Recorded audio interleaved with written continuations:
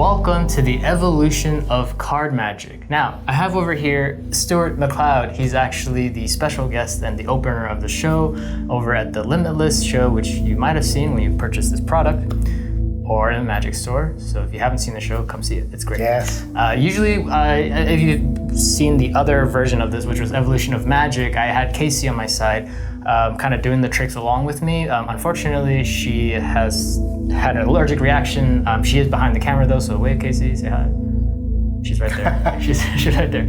So don't worry, she's still here in spirit. But let's move on to the very first trick, which is gonna be the Svengali trick.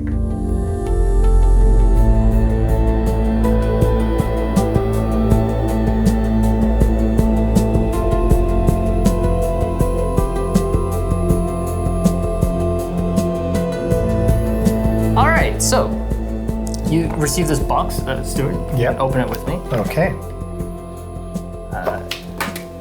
Now you're gonna notice it comes with a couple of things here. These are, I think it's a sticker. Yeah, these are stickers. And this is some thread. Okay. Now, save this. We're gonna use this for later, so keep that aside. Now you're gonna notice it comes with 3 decks of cards over here. Okay, one of them is normal. One of them is a trick for the Svengali, which we're gonna go into. And then the other deck is a fully GAFF deck with a ton of tricks inside of it. And so we're gonna go through every single trick that comes with the GAFF deck, okay? So the first things first, let's just open all 3 and then you can kind of see. All right, so you have the 3 decks over here. You'll notice one is gonna have the 9 of hearts. It's gonna have a bunch of 9 of hearts. This is the trick I'm about to teach you, okay? So leave that aside and then we're gonna have that. This deck over here is the completely regular deck of cards. Ace to king, and ace to king with the 2 jokers. Okay, that goes off to the side as well. We don't need that either. And then this is gonna be the major part of the tutorial, which is an entirely GAFF deck. And that is gonna be a lot to go through, but trust me, it's really cool stuff. And you're gonna like it. But here is the Svengali. So let's grab up the Svengali. Stuart. I think I have it here. Yes. There it is. So you'll notice that it's 9 of hearts and the regular cards. Yes. So go ahead and split those 2 together. And you know, if you're able to do the Pharaoh shuffle at home, you can go ahead and do that, but I doubt you guys at home will be able to do the Pharaoh shuffle. So here's how we're gonna set up the trick. You grab the 9s and you grab the regular cards, 1 in each hand, and you're gonna separate it like this. So 1 9, and the next card. 9, and the next card. And you keep repeating the process until everything is mixed. But you make sure you want to go 1 card after the other.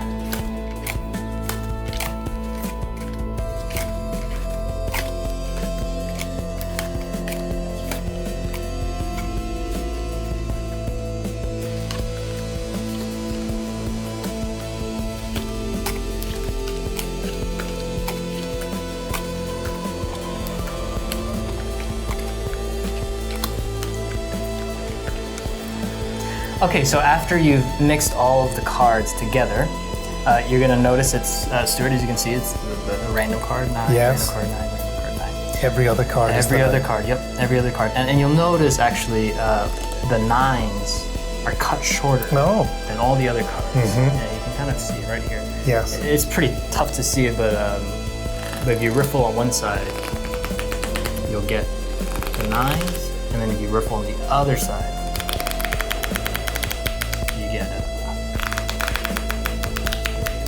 nice. So that is pretty much the trick. Now there's so many different things you can do with the Svengali, but I'm gonna teach you the basic routine. So what I like to do actually is when I start off doing the Svengali trick, I like to just tap the cards like that onto the table. If you have a hard surface, it's even better. Yeah, it gets all of the cards, all the 9s stuck down to the bottom. It levels them at the bottom? Yes, that's right. So you're able to actually just very easily riffle the cards. So actually, I want to teach you how to the grip to do this. So 3 fingers at the bottom on your right hand. Now, if you're left-handed, do everything the opposite. Okay, but you're right-handed, Stu. I am. You know, so we're both going to be doing it how right-handed ways. So 3 fingers at the bottom, thumb right here at the top, and your first finger, your index finger, is going to be right here. And it's going to have pressure. It's going to essentially push. Okay, the cards like that. Take your left hand out like that, and now you're going to riffle. You're going to push. There you go, just like that, to show that the deck is indeed normal and regular. It's a pretty light grip. Not too. Don't push too hard. Okay. But that's what it looks like. So when you're performing this, you say, I have a deck of cards over here. Every single card is different, like that. So now we want to get them to pick a card, pick a random card, okay? Now, you can riffle like this. That is one way to tell them to say stop. What I like to do though is I like to riffle like this, okay? The grip is slightly different. So instead of the index finger being here, on the back. On the back, yep. Yeah. Now the index finger's out. Okay. Like this. And then you're gonna dribble onto the hand. But instead of here, now it's here. There we go. And what you can do is when you get really good at this, you can even kind of go like that. And you're pushing with a slight pressure on your index finger? That's correct. That's correct. Index finger is pushing onto the cards to create that kind of pop. Yeah, and control as well. Like this. And so I like to say, hey, look, see the deck? It's totally normal. Or, sorry, don't say that. Say that say every single card is different. And then have you pick a card. So Stuart, you'll pretend to be a normal person. Hey, Stuart, look, I have a deck of cards over here. As I riffle through, you just say stop at any point. Stop. Right here. So it really doesn't matter where they say stop. They can actually say stop anywhere, and they're always gonna stop right at the 9. Yes, because the 9 is shorter, so they can say stop near the top. It's gonna be the 9. Near the bottom, it'll be the 9. It's always gonna be the 9. Cheeky. Yes, it's great. It's a great trick. So say stop. Stop. Right here. Yes. That's your card, the 9 of hearts. Remember the card. Don't forget it. Got it. This is not your card. No. They'll say no. Okay, so now we're gonna get into the trick section of this. So what we wanna do, there's many different ways you can go about this. There is the ego change, which is a great change to do if you have your angles set properly. It's a very visual change that you can do. But I'm gonna teach you a little bit easier one, and then I'll move on to the ego change in a bit. We're gonna do something called the Erdnase change. So grab the deck of cards, and you're gonna hold it like this in mechanics grip, okay? Your right hand's gonna go over that card here. The pinky and the index is gonna touch that joker right here. You're gonna push it forward slightly. Okay. Great. And then now this part of your hand is gonna contact that 9, because you can see the 9 is right there. So you push it out. It's gonna grab the 9, now you're gonna pull it back like this. So you're in this kind of position right now. Okay, you pull it back, and you're gonna clear. You can actually hear the card kind of click, and that's when you know you've cleared that joker. You're gonna push it forward now, and this index finger is gonna also push the joker forward. Once you've cleared it, of course. In. And done. Right. So in fast motion, it's gonna look like this. You push the joker out, pull the card back. You can kind of feel it. You might not hear it click, but you can feel it clear that joker. And once that happens, this index finger gets ready, forward, and then now index finger. My hand's actually covering it in the performance, but I'm just gonna show you what it looks like, just like that. Okay, but you want your hand to be covering that joker. Smooth. Yes. All right. So that's what it looks like. Out, here, and boom. That's the 9 of hearts. They go, whoa, that's your card.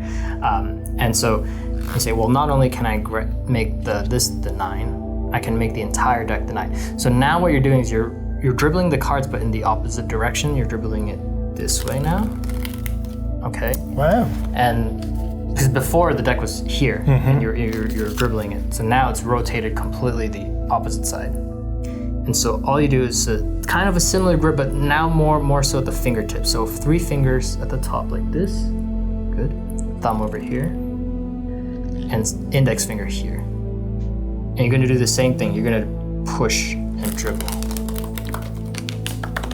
Yes, that's it. So now towards the end, this can happen sometimes. That is death right there. So you want to make sure to keep, yes, like that. Try not to, when you're dribbling onto the table, you want to always have space. Try not to have it too close to the mat, because if you have it too close, then that's gonna happen. Oh, you start to drag one of the other cards. Try not to drag the other cards. So you want to dribble it above, like always above the table. Hopping on. Okay. Now, towards the end, sometimes that does happen. So in order to do that, you just literally don't dribble the last couple of cards. You just go here and stop. Wow. Yep, that's fine too. That gets the idea. Now this is actually, I'm teaching you a risky way of doing it, but it is a very cool way to show the cards because it's clean. The safe way to do it is this, onto your hand. So 3 fingers here, thumb, same exact grip, and now you're dribbling it onto your hand. So every single card has now turned into the 9. So like this. Okay. There's another way you can do it with the same thing. Instead of the finger, index finger like this, you can extend it and do that same thing that we did before. That's right. But now you can kind of display it in a more flourishy way. Seems just more professional. Like that. Okay. And yeah, that's very professional. But you got it. That's it. All right. So. That's just the basic routine of the Svengali. There's many different ways you can utilize this type of gimmick. So reset the Joker and the 9. Great. Another way you can do this is like through an ambitious card routine. Now the idea of an ambitious card routine is where the card keeps rising up to the top, or it appears anywhere no matter what. And so we go through the exact same process of selecting the card. Like that, they say stop. Stop right there. Now let's take a look at your card. Oh, it's the 9 of hearts now. Great, 9 of hearts is somewhere inside the deck. Stuart, do you mind just cutting the deck anywhere? Yes, right there, perfect. Which pile do you want, this one or this one? It doesn't matter. This one. This one. See, if I snap my hands, it jumps right to the top. We'll do it again. In fact, I'll give it a mix. Here, go ahead, cut it anywhere. I know, I'm guessing it's important they cut it this way and not this way. That's correct, because of the 9. So you can, when you're telling them to cut, you want to just mimic that action of actually literally going like this. So if you show them that first, they'll be inclined to do the same thing. That's okay. Correct. And then you say, oh, you could have cut anywhere, you cut right here. You cut right to the 9. Okay. Now notice what I did before. I actually shuffled the cards, and this is, you're gonna have to practice how to shuffle a deck of cards at first before you want to attempt to do this. You don't have to, it's not really necessary. Okay. But the great thing about Svengali is you can indeed shuffle and somehow yet this soul is still right, because they're falling in pairs. Yeah. So it stays. Yeah, even if that happens, so 2 cards had actually not. 2 have not. But it should be fine, because as long as they can cut anywhere. Right, because I'm only ever going to grip a long card. That's right. And it'll always be the 9 of hearts.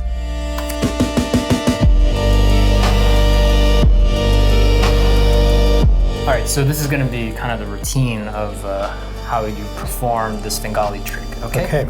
So, hey Stuart. Hey.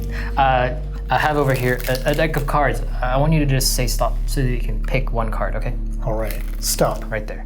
Take a look at it. I don't want to see the card. Show it to the camera. Great. We'll place it back into the deck. We'll lose it everywhere. Now, Stuart, the 9 is obviously somewhere inside this deck of cards. Can you cut anywhere you like? It doesn't matter, but cut it like that. Go ahead, anywhere you like. Right over there. Now, Stuart, you could have cut anywhere in the deck. You actually cut. Right that is my card. That is your card. Now, you might be thinking, oh, you might have more than 1 9. Yes. Well, yeah. You'll be right. See, watch the Joker. Yeah, you can change right into the 9, and not only is that the 9, the entire deck is the 9 of hearts. But Stuart, that was just a hallucination because really, all the cards was normal to begin with. Nice. And that is the routine. Very cool. We're gonna get into the routine now. As you've seen, we've already taught over how to cut the deck and everything, but I'm gonna go over step by step. So, okay, I've got my cards. Dribble it like this. Great, they say stop in. Crud. Very professional here. I'm pretending to be a beginner. Doing a great Here we go. such a good actor. Go on then. Yeah, so they say stop. Yes. Great. They look at the 9, it's gonna be the 9. Let's have a look. It is. The 9. Great.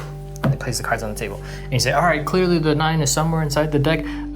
Please cut the deck. And remember, show them how to cut first, yeah?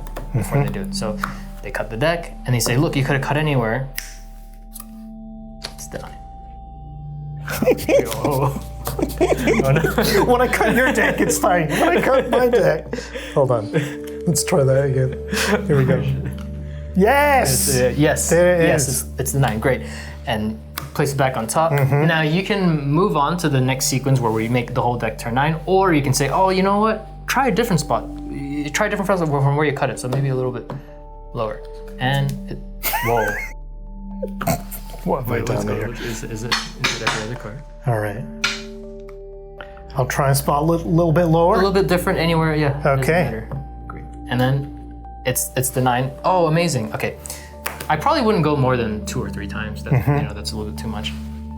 And so now you can say, oh, well, you're probably thinking I have more than 1 9. Turn the deck over to show the bottom card, which is not the 9. And then we're gonna go into the Erdnase. So, Erdnase, boom.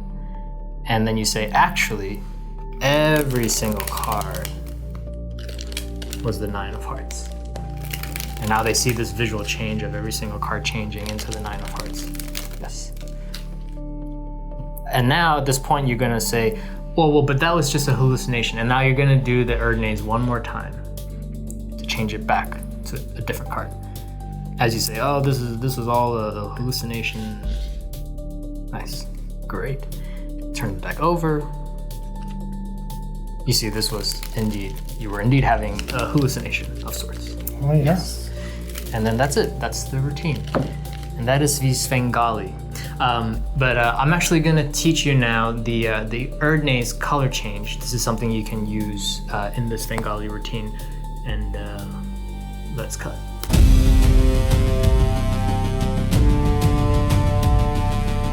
Okay, so I'm gonna teach you the ego change now. This is actually also known as the Cardini change. The ego change is slightly different, but pretty much the same thing. And when you're practicing, everyone at home, when you're practicing these sleights that I'm gonna teach you with the routine, especially when the more difficult they are, I highly recommend just grab yourself another deck of cards. Don't use the ones that came in the box, because when you practice with these cards, it's gonna get old. They'll get bent. They'll get bent and crooked. Exactly. So it only comes with one deck. So you want to just practice with another deck of cards, right? And this is something you can do. Just grab a CVS or anywhere you can get a bicycle deck. Bicycle is probably the best brand, but you can also use Aviators. Those are good too, or anything like that. So this is the ego change. All right. So I'm just gonna, for the sake of the tutorial, I'm gonna place the 9 of hearts right here, right next to the Joker. Okay. So before we were doing the Erdnase change, now we're gonna do the Cardini change. So this is what the Cardini change looks like. Okay. And it changes right to the 9. So the secret is this. So I'm flicking the card and I'm moving that Joker right down like this, and it's all in the pinky. Now this is really difficult, guys. Okay, so if you don't get it the first time, this takes a lot of practice. I'm not going to be able to do this. Oh, okay, great. But it's gonna, fantastic. But it will take a lot of practice. It's gonna take you more than a couple of days, all right? This is not an easy move, but it's a very good move. It's a very visual move to do. So, pinky's right here.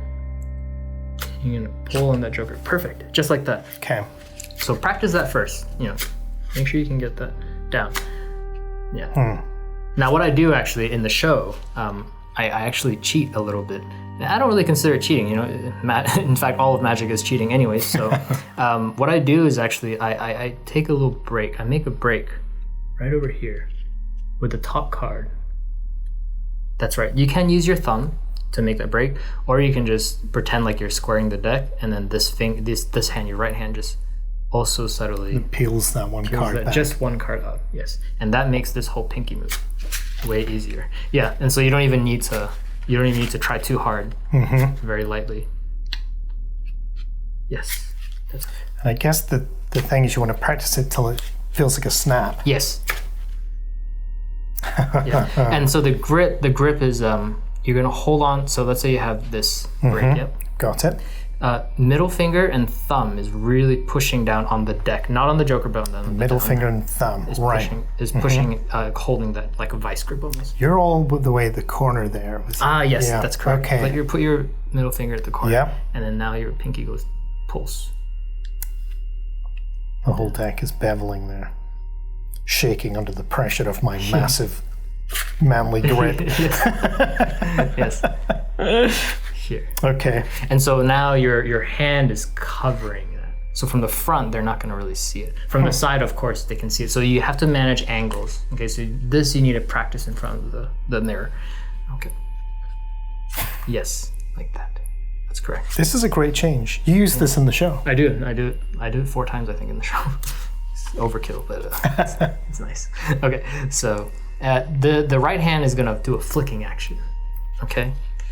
So it's gonna flick like that. Very cool. And that really blinds people, so they can't see the card moving. If you want to do an easier way, you can cover it and go like that. That's fine too. Then Your hand kind of guides it. Right. Yes, like that. Okay. And how do you get out of this? So now usually for the Cardini change, usually the cleanup is like this.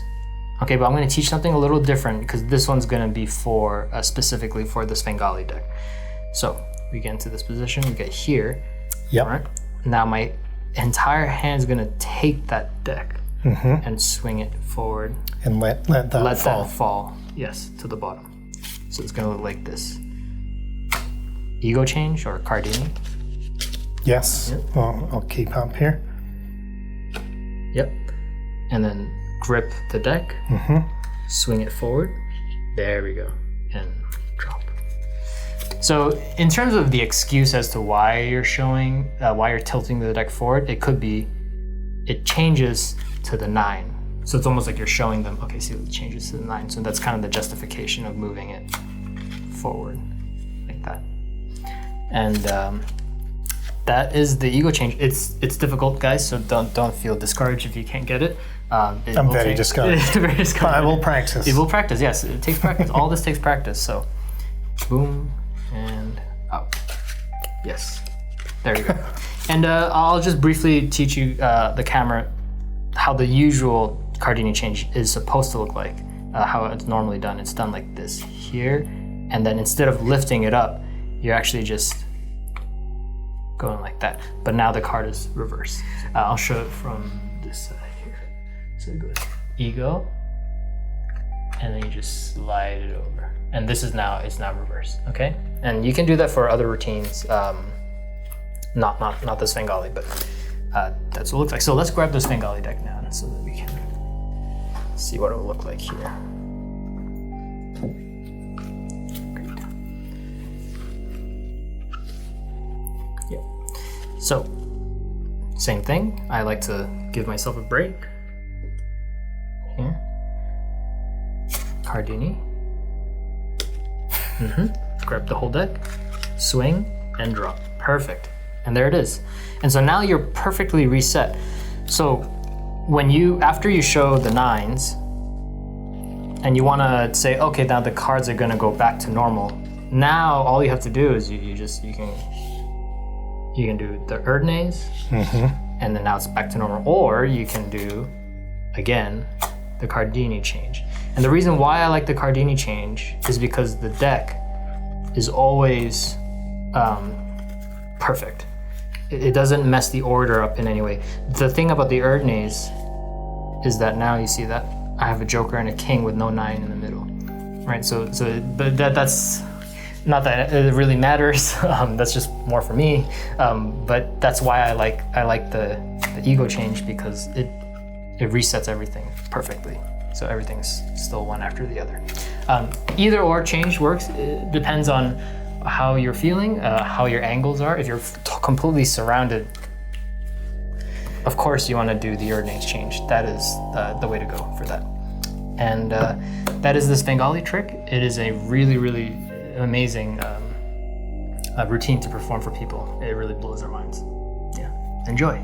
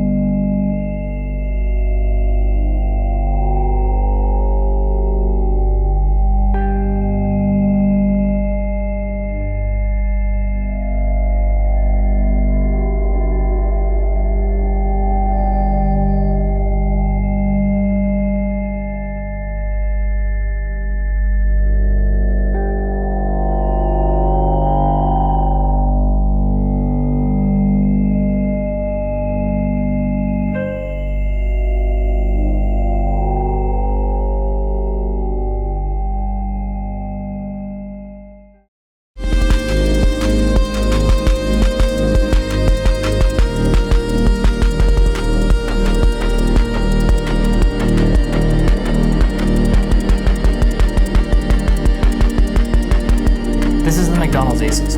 Grab the cards out of the red box as you have already. Got them here? Yep.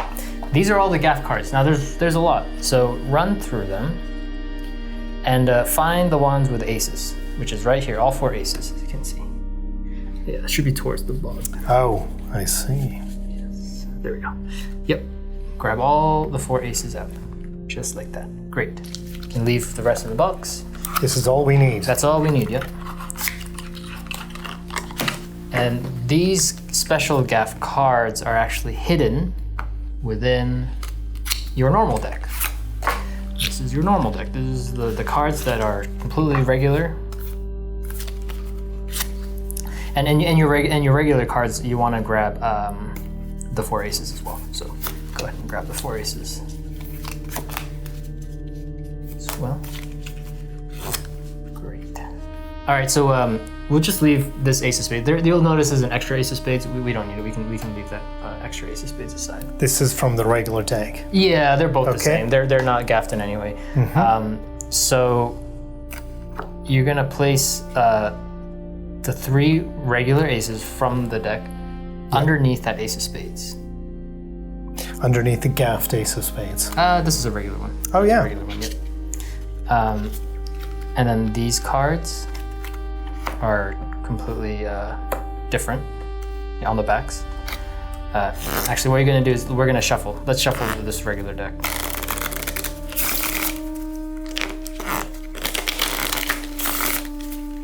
So we shuffle the cards, they're all mixed up.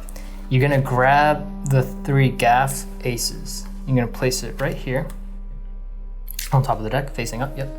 And then now the 4 completely regular aces right over here on top. Now what you wanna do is you wanna get a pinky break of the 4 regular aces. Okay, not the gaff ones. The gaff ones are double-sided. You put your pinky right here. And then collect all the other aces. So now you can see my pinky, it has a break right there. So that when I grip it all, I can easily grip just the ace of spades, but really it's the ace of spades and the 4 cards, like that. So here, here, and you can begin saying, all right, so I have the ace of spades, we'll leave that right over here. Great.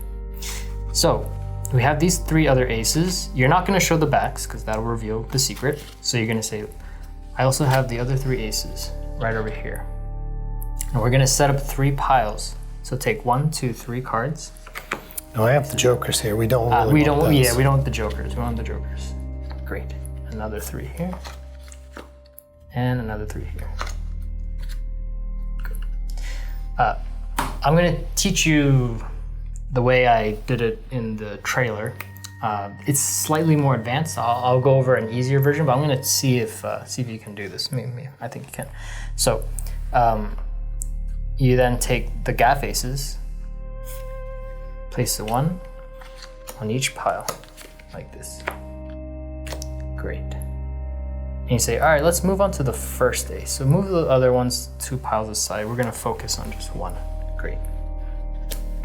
You tell them, watch the ace of diamonds. Flip the entire pack over, and you snap your hands, and somehow it disappears. And you can show the cards like that. So what are you doing there? How I did that was because one of these. That's right. One of them is double face. So you'll notice that ace was at the top, right? Yes. Because we had flipped over 3 regular cards like this over, snap, and now it's gone. And this is something Tamariz does. Juan Tamariz is a Spanish magician. He's pretending to show the 4 cards. But when he does it fast, you really don't see it. So you spread the cards. And now I'm gonna show actually only these 3 cards back. Yeah, but I immediately put the 7 on the floor, yep, and repeat the process. That's right. But when you go fast, so let's move the 7 back on top. It's gonna look something like this. Remember the cards have to be spread out like this before you do it, okay? You go, and you can see it's gone. Yes, it's a very good subtlety. Yeah. There's something called the Elmsley count, but I much prefer this. This is actually easier, in my opinion, than the Elmsley count. But yeah, it's like the frustration move. Yes, it is like that.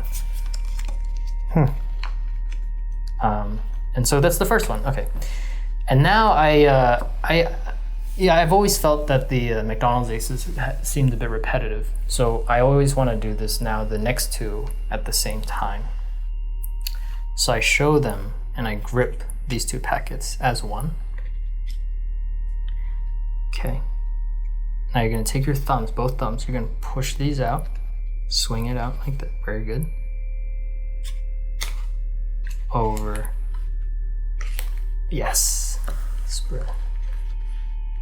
Like that. Run out of space. There we go. But when you do it fast, it looks like this.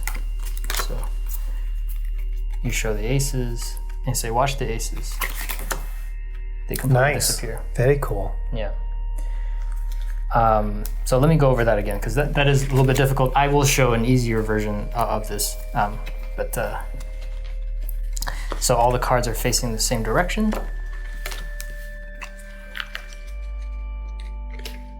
Thumb is going to push it out, and the cards will naturally swing when you extend. Yes. And then these 3 fingers are going to pull to make it clear. And then onto the table and spread immediately. That is a very satisfying move to do. Yes. I love it. It's actually it's a flourish. It's a flourish.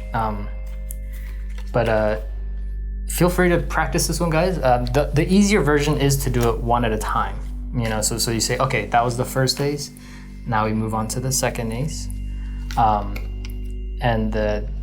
Because this is double-sided, there's so many things you can do. Duck change.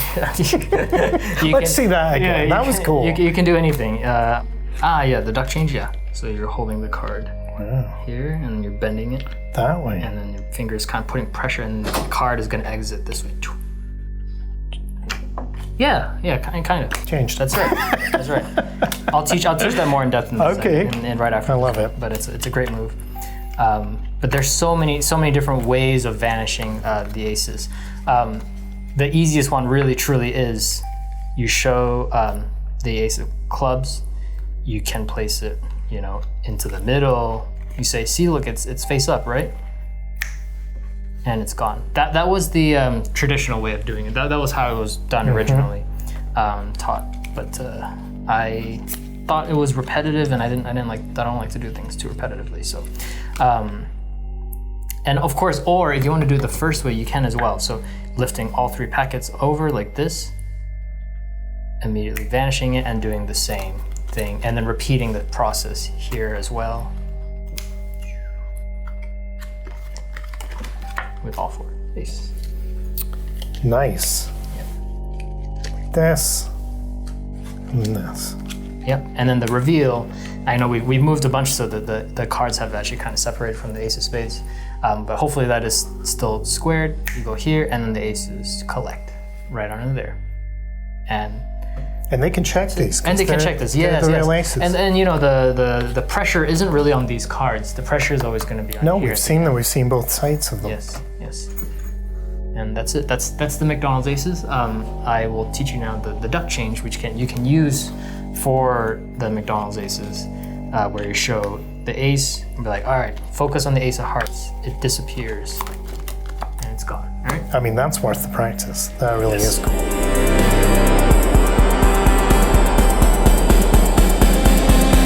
Okay, so I'm going to teach you the duck change, which I used in the McDonald's Aces routine by Al McDonald, and this is the duck change by Tony Cardiro. Now, of course, the duck change, you don't have to use it in just this McDonald's Aces. I do in the show. It's beautiful. Yeah, I love watching it. It's a great duck change. It's a great change. It's a great color change to do. This does take a lot of practice, by the way, guys. So this one took me I would say 2 months to even get it down. So I don't think you'll be able to hit it at first. If you do, that'll be a miracle. But this is the secret. With the McDonald's Aces, we had that double face card, so you could do it with one, right? When you're practicing this with a regular deck of cards, and you want to do this as watch this king, it changes right into the 10 of clubs. You're going to need to use a double lift. So it needs to be 2 cards as one. So you grab the deck of cards, yes. And you're going to do the same thing as before. You're going to create a pinky break, okay? So what you could do is you can count 1, 2, and then when you slide the second card, you want to get a pinky break right there. Flip the card over, say watch the 10. So the grip is like this, thumb on the bottom right-ish corner, middle finger on the top right-ish corner. And the reason why I say ish is because everyone's fingers sizes are different. Everyone's pressure is different. Some people like to do it at the corner. I've seen people do it here. I've seen people do it right in the middle.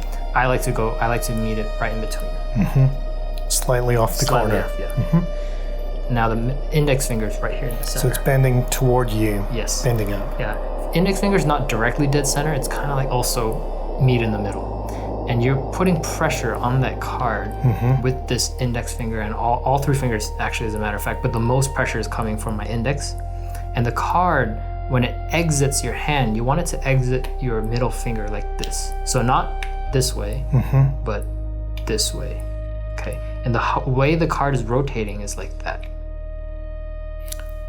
Oh. Yeah, it's rotating this way. It's doing this. It's doing that. So I'll try to do it slowly. Okay. Almost. Goodbye. The hard part, the hardest part with the duck change actually is catching the card. To be honest, the actual flick isn't that difficult. Catching it is really, really difficult. You were doing it to the mat before. Yes. So you can practice onto the mat. Yeah. Yeah. And when you practice on the mat, just do it with one card. Yeah. Practice with one card if you're doing on the mat. So you can kind of get the basics. That was it. Right, okay. That was actually really good. Okay. Yes. So practice it on good. the mat. And then you're gonna also work with the distance of how far it is. It's about 4 inches, I would say. Maybe 6 inches. I'm not too sure. But The great thing about using a regular deck is they can fly everywhere and you can just take the next one. that's right. Keep practicing. It doesn't matter. Keep practicing. Until you get that. Yes. And it's a pretty, you're gonna have to work with the pressure. So it's not as hard as you think it is. Like My one's shooting off like this, but to get it to rotate, are you doing something with the thumb? You're almost pushing it forward with the thumb, and then actually you're too close to the deck. Yeah, farther away. And now you're doing too much pressure. A little lighter. Yeah. Okay, almost. A little farther away from the deck, and try like. Oh, that was. I saw it. It did turn the right way that time. So try, because you're kind of going this way. Try a little bit. Yeah. And try farther, even farther. Okay. So you're gonna have to mess around with the distance of how far away you're going from the deck. The better you get at this, the closer you can be from the deck cards. I see. So, but when you're first starting out, it's gonna take a lot of trial and error before you hit that. I see that. Yes, you'll get it. You'll get it eventually. You will. Just practice. Look, this took me 2 months. Okay, so this is not gonna happen immediately. But you know, when you're practicing this, of course, rewind the video just to learn this again, and you will get it. I promise you, it is worth it. Not even just for McDonald's aces, but for every single card routine that I do. I use this color change. It's a great color change.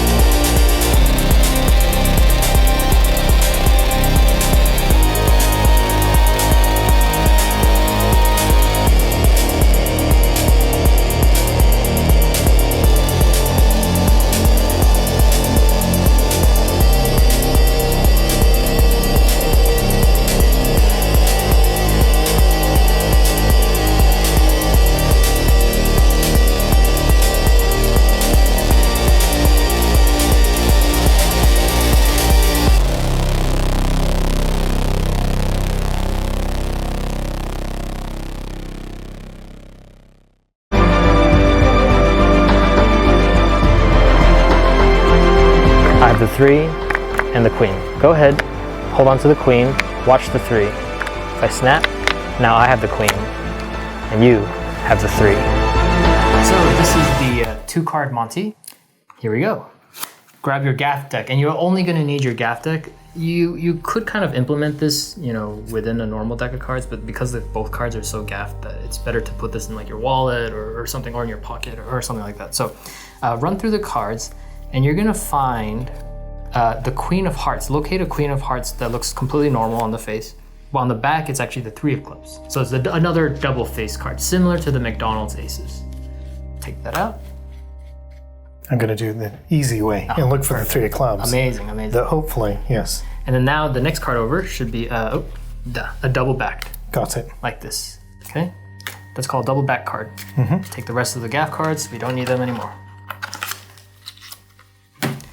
Now, like I said, for the setup for this trick, it can either be in your pocket or something like that. So we have the 3 and the Queen. Now, notice what happens when you show the audience like that, and you flip it over really fast. Psychologically, it really feels like they're seeing both cards at once. Okay, that's great. And so now, this is kind of the basic routine. You flip it over. Yep. Take the Queen out, and then you're gonna put it like behind your knee. So we have kind of a table in front of us right now. So I'll just use my hand, okay, as an excuse. And you're gonna change it. Yes, just like that. All I'm doing is I'm literally just flipping it over. It's super easy. I'm flipping it over like that. Looks good. And then now you come back, grab the double back card, and you flip it over, and the Queen.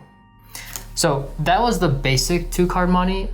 This is something that I did on the trailer. So I'll use you as the spectator. Hey, I have the 3 of Clubs and the Queen of Hearts, okay? Hand it like this and pinch onto the Queen. Don't move, watch the 3. If I flick it over, now I have the Queen and you have the 3. Nice. So this is, for me, I felt was way more casual and more impactful because it happens right in front of the eyes. You know, doing this behind the knee and back, that was kind of how it was originally taught. So I will go over the routine now.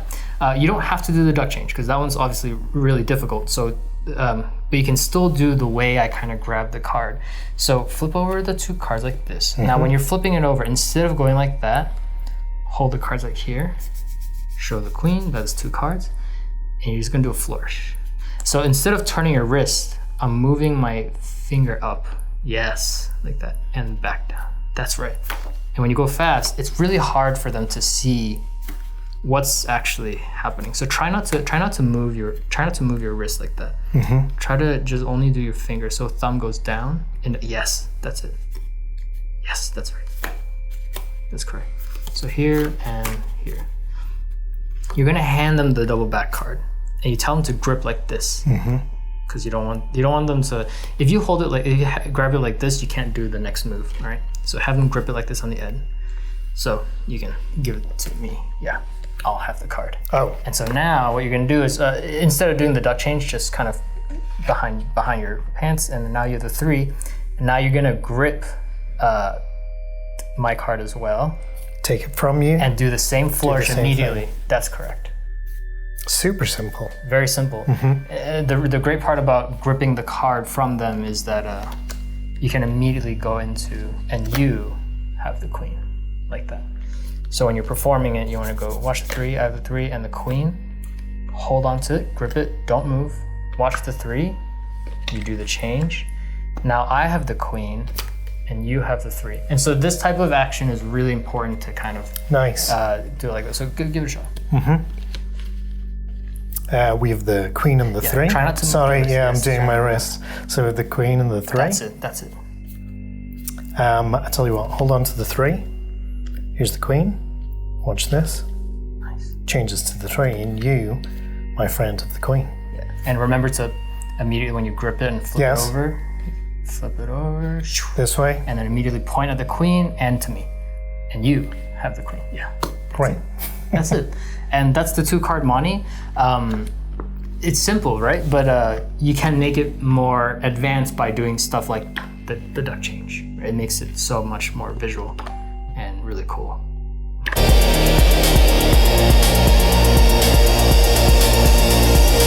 All right, this is called the Brainwave Trick. Now, Stuart, I have a couple of cards here. Think of just one.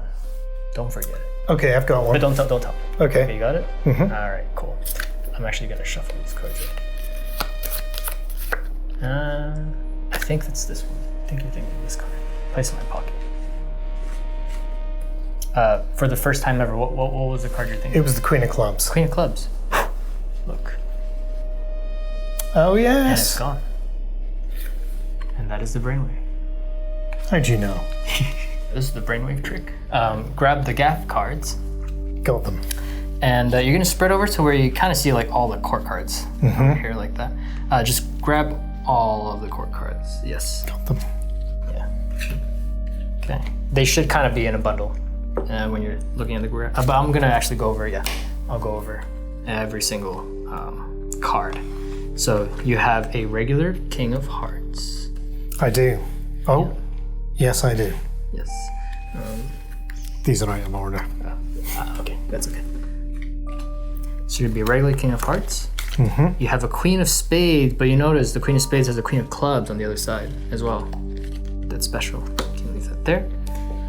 There's a Jack of Hearts that's completely normal. Yep. You can leave that next to the King. Yeah.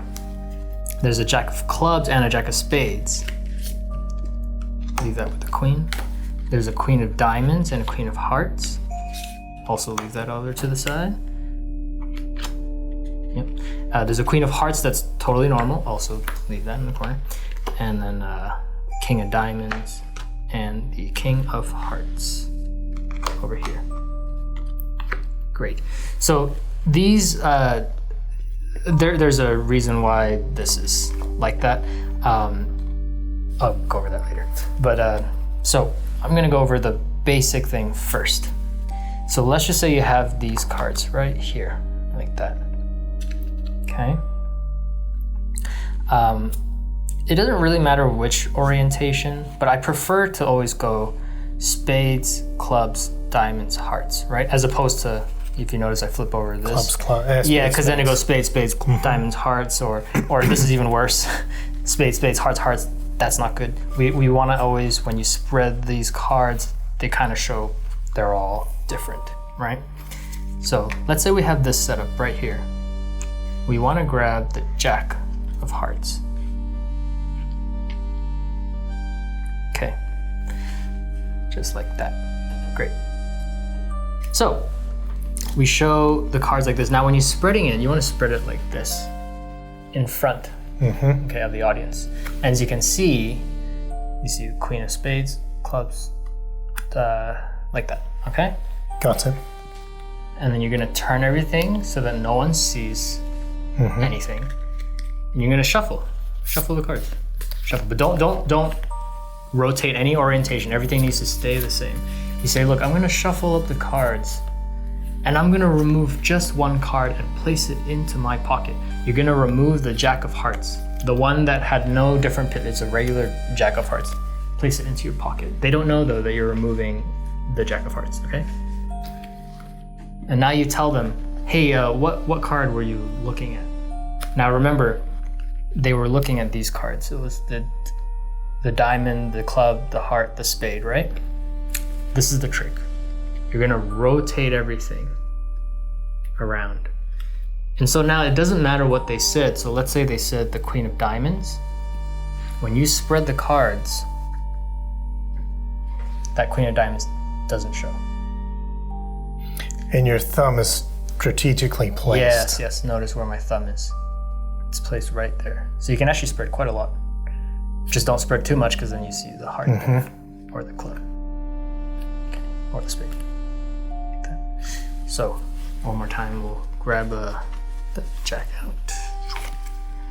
And you can do this also with the King of Hearts and the Queen of Hearts. This is also possible, but it's slightly different. Okay. And this is more of like a preference thing. You know, you don't have to use the Queen of Hearts and King of Hearts. The Jack of Hearts, I would say, is the easiest out of the bunch. So we'll go over it again. You show them the cards like this, bang, they see it. They look at one. Let's say they see the Queen of Hearts. It's probably one of the most common cards to look at. Queen of Hearts they see. Great. Shuffle it. and you say, okay, I'm gonna grab one card out of the deck. Always grab the card that's totally normal. Place it into your pocket. And I like to do this subtlety. When I place it into the pocket, I'm moving this hand down. And when I re-grip, I'm doing the rotation as I bring it back up. So notice how I reverse that orientation, but kind of subtly. And I say, oh, what was your card that you were thinking of? They say, oh, it's the Queen of Hearts. And now you can spread to show the Queen of Hearts is gone. And you can kind of spread pretty, just don't overspread to show the Queen of Hearts, but you can spread quite a lot like that. And the card has vanished. So that is the basic brainwave. And you know, with these cards here, let's say you want the Queen of Hearts to be the one you place into your pocket. So you grab the Queen of Hearts. And now it's the same exact principle. The normal card is always at the front. You spread, but make sure that it's the Queen of Diamonds. Make sure it's not like this when you first show them the cards. Okay, make sure it's like this. You show here, same exact thing, shuffle. Take the normal card, the Queen of Hearts, place into your pocket. Reverse orientation. And say, all right, what card do you think of? Now, if they say Queen of Hearts, that's actually really good because you did indeed place the Queen of Hearts in your pocket. It's a 1 out of 5 chance. So then if they say Jack of Clubs, now Jack of Clubs is gone. Got it. Yeah. So it's basically an out. It's an out. The ending changes depending on what card they've chosen. Yes. And like you say, in 1 in 5, you have a real miracle on your hands. Yeah, because that really was the card you put in your pocket. Don't think of it as a bad thing when they do choose the Queen of Hearts that you place, or the King of Hearts. You know, this applies with the King of Hearts and the Queen of Hearts.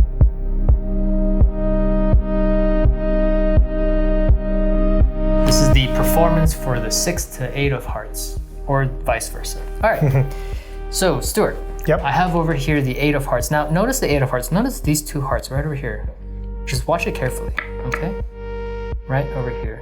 I can actually split it out and take the 2 hearts. Wild.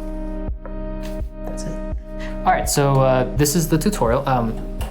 Run into your GAFF deck, and you're only gonna need to take 1 card out, and it's the 8 of Hearts, and then on the other side is also the 8 of Hearts, but it's missing the 2 hearts. No. Nope. There we go. There it is. There it is. Okay, so all you're gonna need is just this 1 card. Grab your regular deck of cards. I know what you're going to say. You're going to ask me to find the 2 of Hearts. Yes. Wow. How do you know? I had a feeling. Amazing. All right. Now, you know, for this, you're gonna need to be very fluent in being able to hold 2 cards as one, which is called the double lift, okay? So the placement of this is the 8 of Hearts facing you, right on top of the 2 hearts. And you're holding that as a double. Like that, great. And you're gonna explain to them like, hey, notice the 8 of Hearts. Watch, see how there's 2 hearts right over here in the middle. You have that pinky break, which you already do, that's great. You're gonna grip the corner of that card. Okay, so that you can show, and now you're gonna completely rotate your wrist, to show. And it's kind of a pretty stiff action, but the more you handle cards, the more you are used to holding a double, the more natural it's gonna feel. So you're gonna say, watch. You can even flick it too if you get comfortable. Yeah. And then now you're gonna do something called the paintbrush change.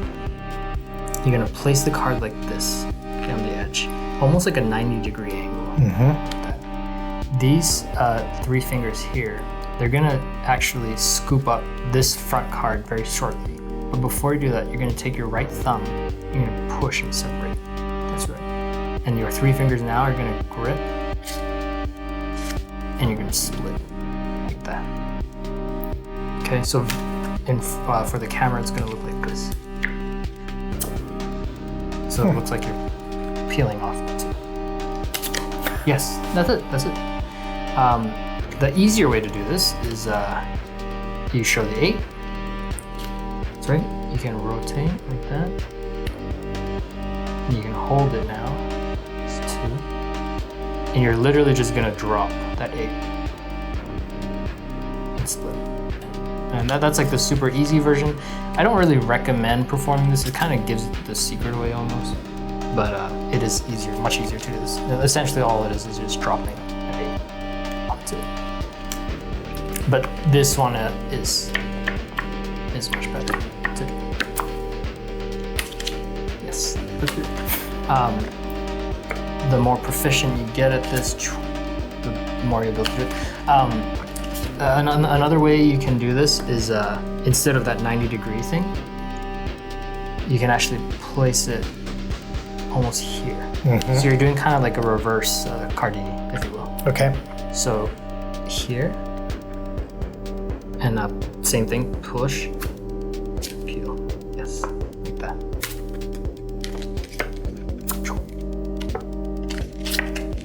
Yeah.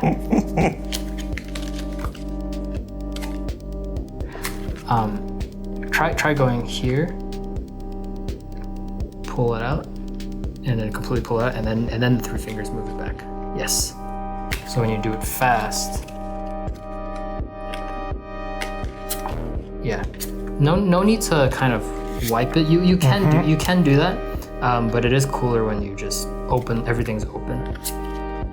Yeah. So corner goes in, and just open it. And the bigger action of your hands separating will cover the fact that this is literally going like that. Whoa, misdirection. Yes, misdirection, but with the ice. Like that. Great. You can even do it slowly. It actually doesn't really, but that works too. Yeah. But ideally, you want it to look like this. Cool. And that's it.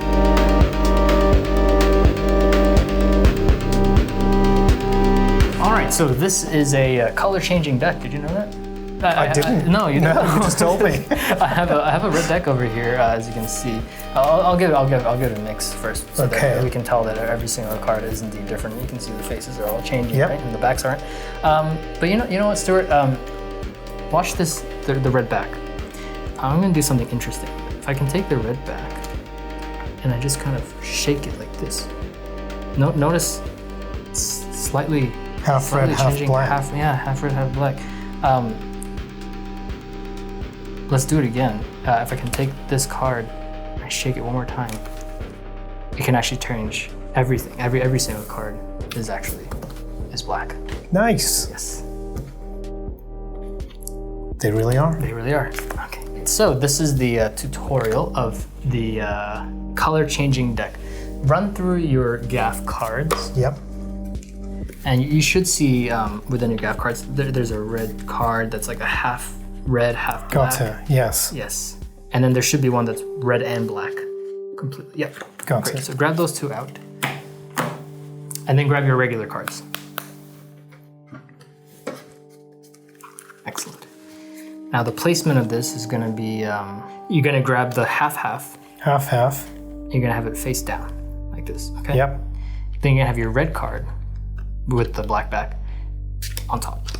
You're gonna place it into the box, and this box, if you are performing this, use the box with the red on it. That way it kind of subtly hints to the audience that this is a red deck of cards, even though clearly it's not.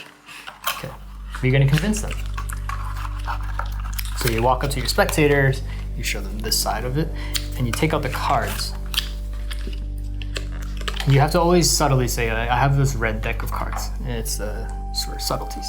Flip the cards completely over, and we're gonna do something called the Hindu shuffle. Grip the cards like this, and you're gonna shuffle the cards, but you're only gonna peel the top cards. And when you're doing this, you're saying, look, every single card is different. That's right, like that. You're only peeling the top card, never peel the bottom. Don't say, oh, see it's red, see it's red. Don't do that. Just say, look, all the cards are different. They really are different, right? The Jack of Clubs, all these cards are different. Okay. And this isn't changing. We're just seeing it again and again. Again and again. And then now you can place that onto the table, and the rest goes on top. Great. And now you're gonna do the color change sequence. So right now you want to riffle because you can't do this spread to get a pinky break of a double. Because if you spread it immediately, they see black. So we want to do a riffle now of a double. Okay, so how you do that is you riffle this to the top couple of cards, and you're gonna see that now I have 2 cards here. And when you do, you're gonna pull up a little bit, pinky slides in, and now you have a pinky break. And now we're gonna do something called the twirl change. You're gonna grip your thumb on the bottom right, middle finger on the top left, okay? And you can place the deck down onto the table if you want. But and these are black, so that's it's black. important. That's right. So I'm placing it on the table for now. When I am performing this, I keep it in my hand. I don't place it on the table. But for now, I'm gonna place it on the table. So this is called the twirl change.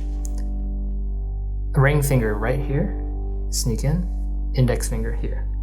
And the motion is you're pushing with your ring and pulling with your index, just like that. But when you're shaking it, it's very hard to see what's happening. So again, ring finger in here, index finger right here, and this is the motion. That's it. But when you shake it, very hard to tell what's happening. Okay. So first I recommend practicing this rotation. Practice it a good amount, and once you're comfortable with that, then just try shaking it. Yeah. Even if you do it slowly, it's very hard for people to tell. Yeah, that was good. That's good. So shake, and you can tell them, look, notice how it's red and black. Grab the rest of the cards. You're gonna place it on top, but when you place it, make sure to cover the deck because you don't want them to see that black card over here. And now you say, watch the last one. You're gonna take only 1 card from the top, do the same thing. This is called a wrist kill. So we're gonna wrist kill. And then now you only have a single card. So really you can just shake it and change it like that. That's right. Or if you want, you can do the same exact thing, only taking 1 card. This is just a single card and doing the same twirl change again. But at this point, you only have 1 card, so you know, this is a much cooler thing to do, which is just shaking it. Yeah, and all it is your thumb is you're just flipping the card over. But when you shake it, it's very cool. If you're a bit nervous of performing, you know, something so in the open, you can always go behind your knee and change it like that. Yes, and then now you place it down and you say, not only has this card changed, but, and then you show the entire deck has changed, and you spread over like that. Great. Here's another version you can do. This is slightly more difficult, but it's cool. So we do the same thing. We do the Hindu shuffle. See, every single card is different. Like this. Here. Same thing, I'm gonna do the twirl change. Watch the red card. Changes. But only halfway, I'm gonna do full way. Now every single card is black. Okay? Show us that again. Yes. This one's much more difficult, but I promise you it's totally worth it. It's called the Top Shot by Leonard Green. It's a really, really good move. And I'm gonna teach it more in depth later, but for now, just for the sake of this routine, I'll teach it here. Same exact positioning, that half on the bottom. It's second from top. Second from top, Yep. Face down though. And then the red card right here. Same exact thing, get that double lift. Yep. Twirl change, wrist kill, like that. I've taken 3. Yes, that can happen sometimes. Okay. There we go. Place it back on top. And remember again, keep an Wrist eye kill. on the wrist kill, yep. And now we're doing something called the Top Shot. And similar actually to, it's very similar to the Cardini change. But instead of just simply Cardini changing, you're actually catching the card. So you're fully flicking card out. And they immediately see that it changes, boom, to black, and you can spread. Okay? Very cool. And I'm gonna now teach the Top Shot right after this, more in depth.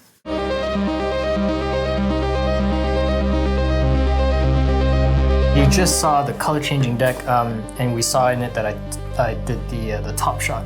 And that move is really difficult, so it takes a lot of practice. Grab yourself, not the deck that it came with, grab another deck of cards that you buy at CVS, grab a bicycle card.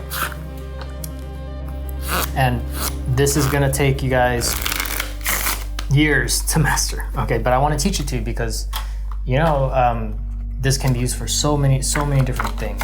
You know, you can use the Top Shot for a million tricks. And so I really want to teach this to you guys because it can really help you for the future of your magic career.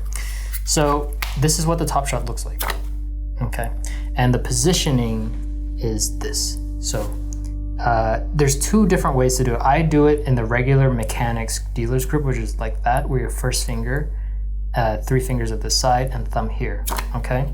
The way it was originally taught by Leonard Green was like this, okay, where your first finger is here, gripping the deck like so. The only reason why I like to have this grip and do it is because you don't have to change the positioning of your hands. I feel it's more natural for me to keep my hands always in the same position like that, okay? And it's very similar to that Cardini move that we learned earlier. But now instead of going here, you're letting the card fly out like that, okay? And so I would recommend practicing just that first. And all it is your finger, your pinky, is pulling on that card. And instead of pulling down for Cardini, we're not doing Cardini anymore. Now you're just simply letting it out. The grip is your middle finger and your thumb, kind of a semi-vice grip, not too tight, okay? You're gonna have to work on the pressure for this, like that. And the hardest part is catching. So catching the card is very difficult, okay? So this is going to take a lot of practice. Now, the way you can do this easier, like I did before, even with the Cardini, remember how I had that little break at the top? It's the same exact thing. You can always move that card up, give yourself a little break, and that card should easily fly out like this. That is the Top Shot. It's going to take a long time. This took me many years to master, so.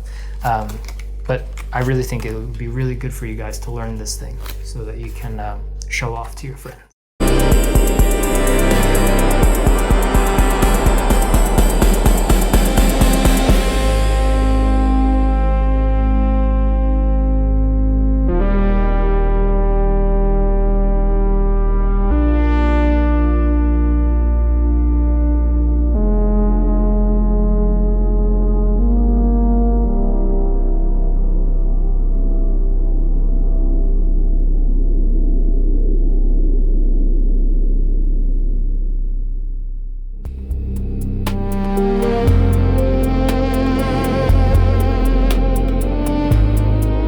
Locator Card trick. All right, go ahead and shuffle the cards. Okay. Yeah, give it a mix. All right, mixy.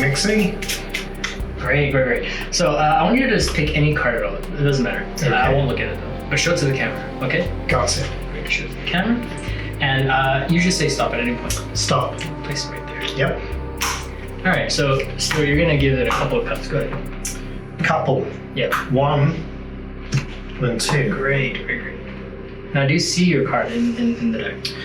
I make sure I didn't do anything. I do, yes. Okay, yeah. It's a.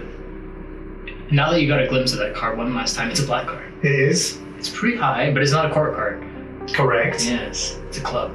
Yes. It's a 9 of clubs. It is.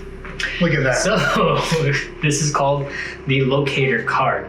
This is actually based on the key card principle. Okay. So grab your deck of cards, everybody. And you don't need any gaffs for this. This is a really, really powerful principle that is easy to do. So they genuinely shuffle the cards. So they genuinely mix up the cards, and they genuinely take any card out. Now you have no idea what the card is. So in this case, the Ace of Diamonds. Okay. And so when they hand the cards back to you, though, before they even pick any card, you want to peek at the bottom card. Okay, in this case, it's the 2 of Hearts. In your case, it's the 7 of Clubs. So just do a slight peek and then have them pick any card. That peek you just... Yeah, there's so many different ways of peeking. Sometimes you can even peek at the card as they're shuffling. Right. I always try to do that as much as possible. So when I do a shuffle, right? Mm-hmm. They always go like this, and sometimes they tap, tap, tap like that. They always flash the bottom card. Happens actually about 70% of the time. It didn't happen with you because we're kind of side by side, but when someone's in front of you, it happens quite often. So let's say you get a peek in any way, shape, or form. You can do this is what I did. I just kind of tilted the deck.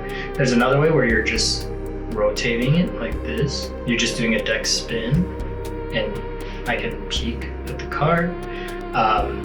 There's a riffle where I just peek. There's a riffling. So many different ways. And then, they pick any card, take a card. But I don't know what this card is. Okay, in this case it's 5-9, but I have no idea what it is. All I know is what this card is. The bottom card. The bottom card, 2 cards. Mm-hmm. You Hindu shuffle, and they say stop. That's dragging cards off from the back. top, keeping the bottom card. That's right. Mm-hmm. From what we learned before. They say stop at any point. They stop here. They place the 5 face down. Yep. And you drop it. And now that 2 is right next to the 5 of diamond. It's on top of it. That's right. It's always on top of it. And that's actually literally it. That is the trick. It's strong. It's great. And so I guess when they're showing the cards to their friends, that's a good opportunity to take a look. Yes. Because everyone's looking at that card. Yes. So while they're showing it, that's another opportunity. You can do this thing again, or you can do a deck spin. Any which way you want to do it to peek at the bottom card. And that's the Locator card. And actually, Stuart mentioned something really interesting with the jokers. Notice the jokers over here. We can do this exact same principle without spreading the cards face up. So what I mean by that is, actually, I'll just show it. Great. You know what, Stuart? Pick any card at all. And say stop as I shuffle. Stop. Right there. Mm-hmm. Got it. Now, your card is somewhere inside this deck. I'm actually gonna cut right to your card, right there. That's it. So the 5 of clubs. Very cool. And notice the joker. If you see the joker, there's a little line right there. And so I'm not too sure if you can catch that on camera. But if I bevel the deck slightly, I'm sure people at home, you can see this, but you can see a little dot right there. That's where the joker is. A little mark on the edge. A little mark on the edge is a natural mark on the edge based on these cards we're using. So I'm actually going to remove one of the jokers. That way we only have one marker to look at. Okay. Right over there. Obviously on the other side you won't see it because the line only goes one way. Okay, and so for this trick we're using the same key card principle by leaving that joker right on the bottom. They take any card out. Same thing, hit your shuffle. Place it. And now you don't have to do the spread anymore. Now all you have to do is you bevel. I see the mark. And I know that the joker is right underneath, or rather on top of the card. On top as in, so that's the card. It's right here, okay? So you're gonna go here, and you're gonna cut right to that joker. And you cut right to their card. And so that's a great use of utilizing this deck, and you can only do it with this deck. You won't be able to do it with a random card. A random deck, rather. Another way you can kind of predict a card, and this is far from the key card principle, but it's kind of similar. It's called the Crisscross Force. Right. And I'm going to teach it to you right now. Give the cards a shuffle. It makes it. Great. Now, instead of picking a card, Stuart, you're going to actually just cut to a card. Okay. So cut the deck anywhere you like. Doesn't matter. Right over there. Right over here. You want to cut it. Now you could have cut anywhere at any point, but I believe the card that you cut to was a red card. It was actually a 2 of diamonds. Can you lift up the packet to show exactly where you cut? Is it the 2 of diamonds? What? Yes. So this is a great way of revealing a card that they had cut to. Mm-hmm. Okay, you can do this as a prediction or as a mind reading thing. It doesn't matter. And so this is it. So they genuinely shuffle the cards as much as they want. If you can get a chance to peek at the bottom card, great. If you don't, that's all right. Let's say I managed to peek at the cards and I saw that it's the king of diamonds. You tell them place the cards onto the table. Cut the deck. You tell them genuinely cut the deck anywhere you want. Now immediately after they cut the deck, you grab the remaining half and crisscross like this. And now you want to have a little bit of patter. You want to talk a little bit. Make them forget the fact that you had placed the cards over there. And so you say, look, you could have cut anywhere. It's totally up to you, your choice. And at this point, you want them to lift the deck on top to show the bottom card. So you mimic the action. Say, can you grab the packet and show exactly that it is indeed the king of diamonds that you cut? So go ahead, take a look and show it to everybody. And that's it. But it's important to, again, mimic the action, because sometimes they don't know exactly what you're trying to say. You know, so you go like this and show it. And that time misdirection. Yes, very important. Very important. Yes, yeah. Yes.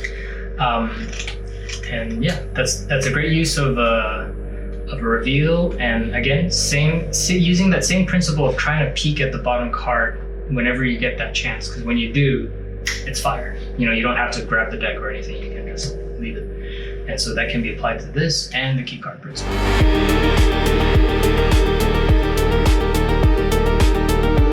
All right, Stuart, this is Dr. Daley's last trick. This uses 4 aces. Check them out. They're totally normal. They're not gaffed. Okay. So, is that what you say? Yeah, that's the pattern. Okay. So we'll take one of the aces. Ace of clubs. Yep. Hand out like this. Yep. Place the ace of clubs on the bottom. So that's the bottom card, okay? Well, let's look at the next card over. That's the ace of spades. Ace of spades on top, ace of clubs on the bottom. If I can get them to switch, that'd be cool, right? Yes. So, now they switched. Okay. No, really, they switched right here. See, now the ace of clubs on top. That means you have the red aces.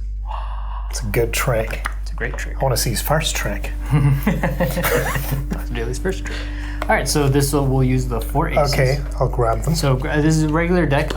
You don't even have to use this deck of cards. You can use a bicycle deck, like I said, to practice with a bicycle deck in order to not ruin the integrity of these cards as you practice. Okay. So it's the 4 aces. Now the orientation in terms of club and spade doesn't really matter as long as it's red, black, or black, red, black, red. Okay, they just need to be interlaced like this. All face down. Spread the cards like this, and now you want to get a pinky break for a double lift. So you spread it out as you're collecting. Pinky goes in, and now you have a double lift break with your pinky. Very good. Make sure everything is squared before you show them the top card. Now you're not going to flip up the top card. Obviously, you're only flipping a double right here. Okay, so double lift like this. Great. Now, if you want to do an easier version, this is pretty easy. It's thumb here, middle finger here, and then your left thumb, the one holding the cards, is going to rotate it.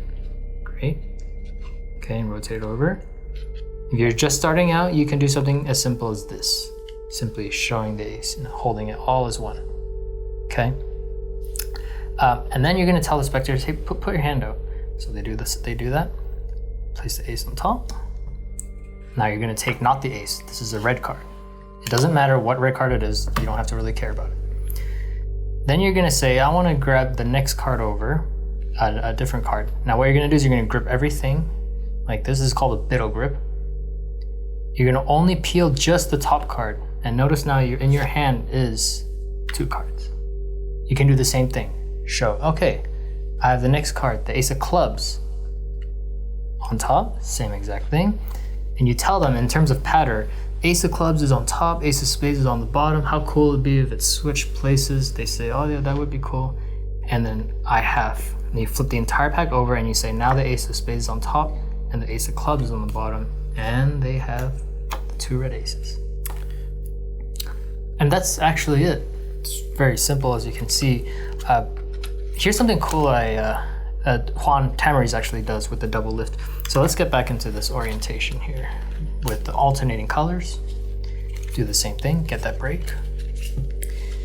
And now when you show, you say, I have the ace of diamonds right here. Place your hand out. Oh, and I'm actually dropping. Drop the so you're doing, card. Yeah, you're dropping. And so them placing their hand out is great misdirection for you to simply just drop. So I don't know if you can capture that on camera. I'm doing it really slowly, but it's such a great way of just placing a card. And now this is black. Okay. This was, I believe, created by Juan Tamariz. But it's something I've actually did when I was first starting out. I was like, oh, because I always hated to do a risky double lift. I was always scared of flashing, and so I would always grab the card like this and just simply drop it like that. And then the same exact thing. We give them an alternating color. Peel only the top card. Show them that, and same exact thing. I'll place the ace of hearts on top of the ace of diamonds. Great. Yes. Draw. Yes. And then it switches. And I guess what you really want to get is just a smooth action. Yes. Not what I did, which is a hovering. Yes, that's right. That is something to practice. So it's in the action of going over the cards in your hand. Right. Yeah. That is something to practice. Yes, this will take practice. This is not going to happen automatically. And when you did the double lifts, when you performed the trick for me, they looked slightly different. Oh, they did, huh? I think so. Do you Yes, remember what you did? Yes, you're right. Because I'd like to see it. I do remember what I did. Yes, thank you. I did this. Yes. And okay. Now, as I said, when I was first starting out, I was so afraid of flashing a double, but the more you practice and handle cards in your hands, the more you're going to get used to essentially be confident in being able to maneuver cards. And so this is it. You grip the cards, fourth finger and thumb. Great. These two fingers are more support than anything. They're not really doing much. They're just here to touch the top of the card.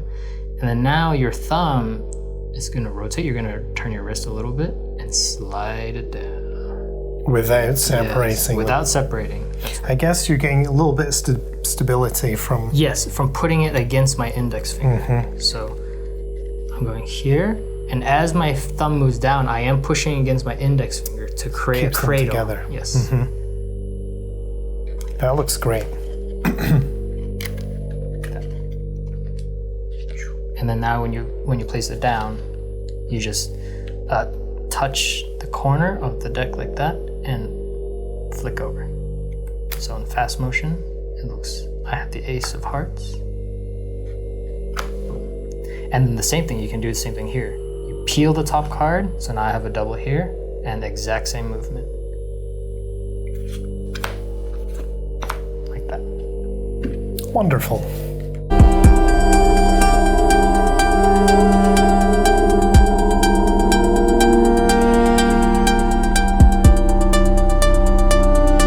Have you ever smeared a card before, Stuart? What does that mean? This is what it looks like. Okay. Watch the king of spades. If I can rub it like this, I can get it to actually smear and come back.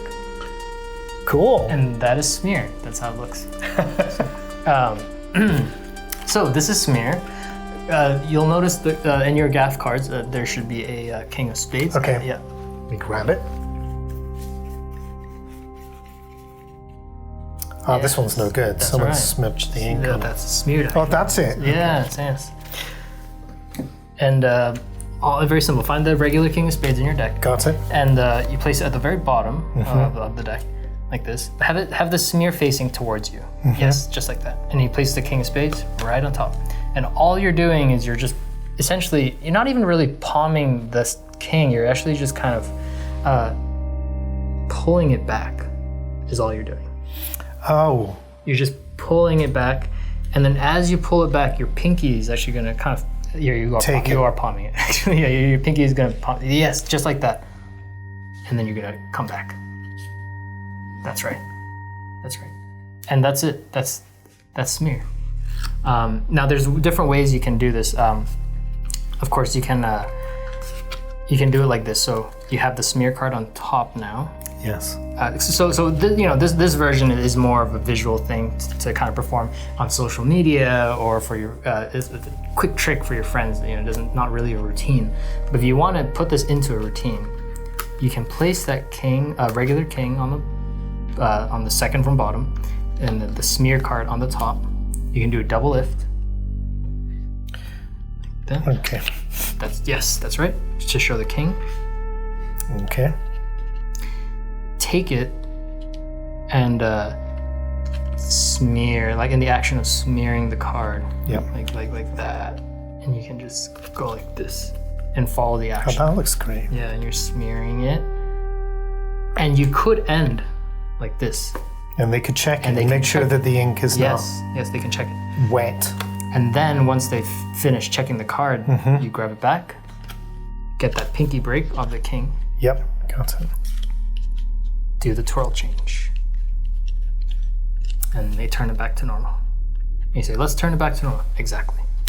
And that's it. And then they can check that king of spades once more. Yeah, many different ways of playing around That is this. cool. Yeah. Or you can, same thing, if you've mastered the duck change, after they've checked this king of spades, flick it back to normal. And that's it.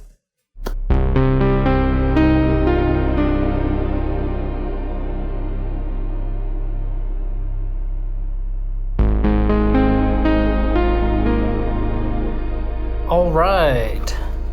So this is have you seen The Matrix with the coins Yes. and the movie? And the movie? Yes. Okay, That's the well- first thing I thought of. That's correct. Well, this is with the playing card. Okay. Believe it or not. So this is a 4 of hearts. Go and check the 4 of hearts now. Now ink, as you've seen with the smear trick, can move. And so I'll show you something interesting we can do with the 4. Watch the 4 of hearts. If I can take the 4, I can actually move one of the hearts right over there. Go ahead, feel it, touch it. It's right there. I'll move it again. Now 3. Oh yeah? Yeah, 3 has moved. I'll do one final time. Watch the last one. They all collect up to the top. And but you know what? If I can take those 4 hearts and flick it back, they're back to normal. Thank you. I don't know why I felt motivated to Oh. clap. One person clapping just sounds sad.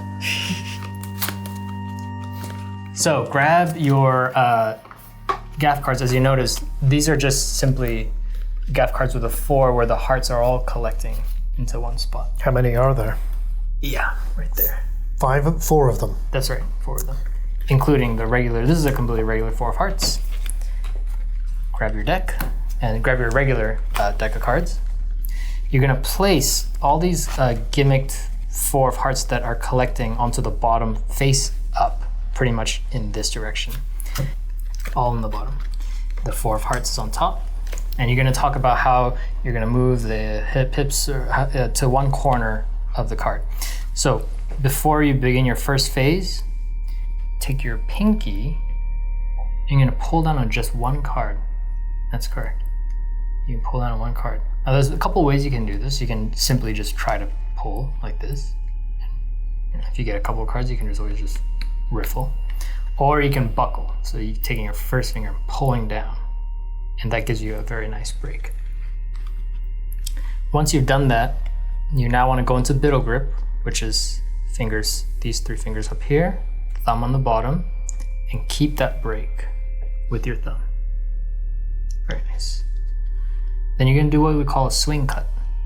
Index finger is gonna pull half and swing it like this. You can take your left hand, you're gonna grip that, stabilize. And so now all you're doing is you're simply placing that card on top, and you're pretending to drag one of the hearts to the corner. That's right, and a little shake is great. You show them that, you're gonna go, and you're gonna now get into that break again, but now that you don't have this to do, you're gonna use these 3 fingers, touch the bottom card, and you're gonna take your thumb to push down to create that break. That's right. And you're gonna kind of rest a little bit and say, watch the next heart. Go over, same thing, drop.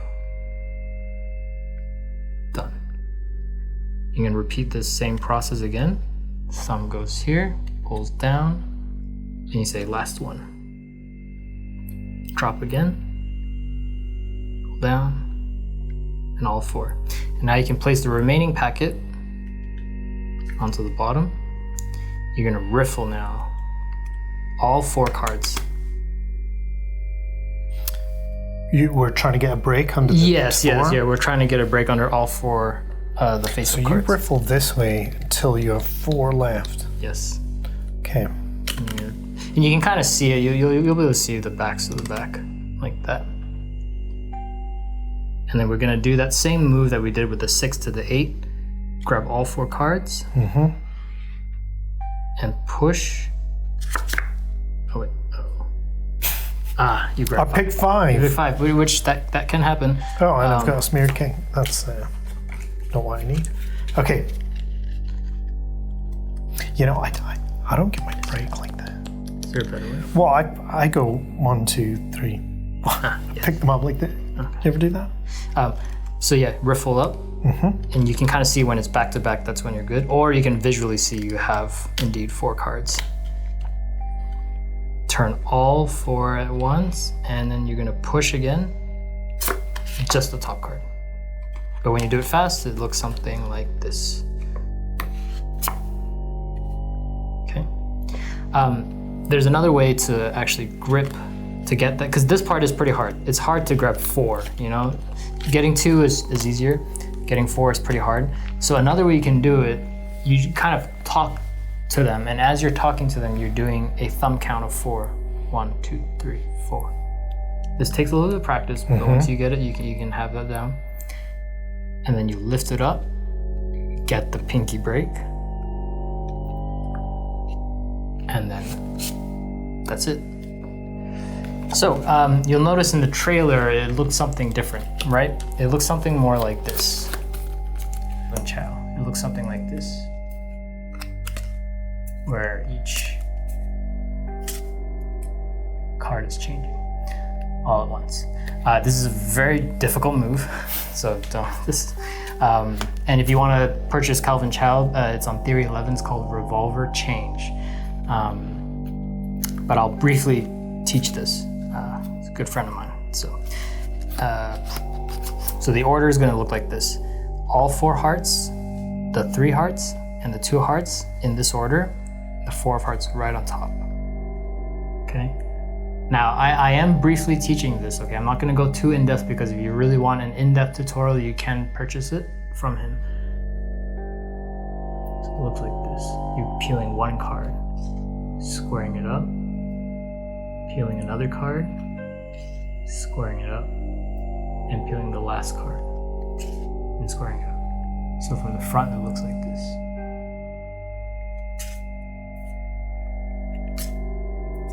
And literally, you can keep going forever. Forever? Forever, yeah. You can keep rotating. We can just loop the video now. You don't have to do that. No, I'm just showing off at this point. So that is called the revolver change, and you can utilize it for this trick. And actually, you can also utilize it for the very next trick with this, which is the growing hearts trick as well.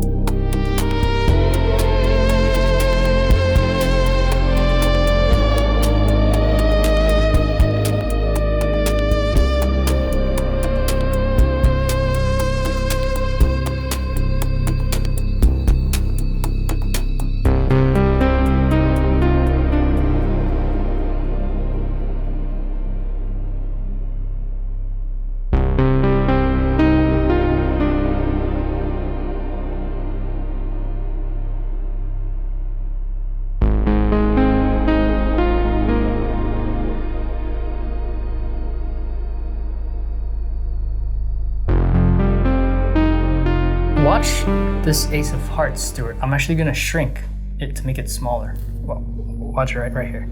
If I hover my hand over, notice how it's slightly smaller. Oh, it gets small. Yeah, I'll do it again. I'll hover over and it actually gets even smaller. It's tiny. But it can grow back. Haha. Like that. And that is the shrinking and growing heart. All right, so you're gonna need to go in your GAFF deck. You'll notice it should have the ace of hearts that are growing. Yeah, There they are, the hearts. three That's aces right. The that three are together. aces. That's right. The progressively smaller Progressively smaller. You grab a normal deck of cards. heart. Yep. And place the ace of hearts, the tiniest one, on the very top face up, and then the middle one, and then finally the normal ace. This is a completely normal ace. So this one is a little bit difficult, but I really want to challenge you guys to kind of explore the limits of how far you can take your dedication, of practicing magic. When you learn something really difficult, it really it kind of trains your brain and your finger muscles to do things easier. Like, so whenever you're learning another trick, somehow you're like, oh no, I did this other trick and I finally figured it out, and now this is easy, it's no problem. When I was first starting out in magic, I actually learned one of the hardest moves first, and that, I think, kind of made me be able to say, oh, anything else is totally possible. It's like swimming with weights, and then when you take them off, regular swimming is a lot easier. Mm-hmm. And this is the same example, and then this is not easy. This is hard. Okay, but I think to try it is good. So you're palming two cards essentially at the same time. So the first one is you're genuinely pulling on that first ace. Mm-hmm. Okay, and my pinky is giving it support, so I can actually keep it almost flat. You're gonna come over, and now on this part of your thumb that's free, it's gonna pull on that second ace. Got it. That's right. And then now the pinky also is gonna support both at the same time, and you can extend the pinky. There we go, that's it. And then now it's a tiny heart. Interesting. Make sure to keep your fingers closed. There we go. Windows. That's right. And now you come back and drop the first one, and then now you're gonna palm just the top one. That's right. And then finally, the last one. You got it. And that's the growing and shrinking heart. Now, if you want to do an easier way of doing this, you can still perform it easy. The same thing with that matrix move, okay? Those aces on the bottom, a regular ace of hearts on the top. They're face up or face down? They're reversed, so they're face up. So the smallest one first, then the next, Yep. and then the Regular, yep. And then we're doing that same thing where we get a pinky break of just one card. Swing cut, as we did before with the matrix, and do the same thing. Drop it, it gets smaller, prepare the break for the tiny, even tinier. Place this deck on the bottom, riffle to get 3 cards, and then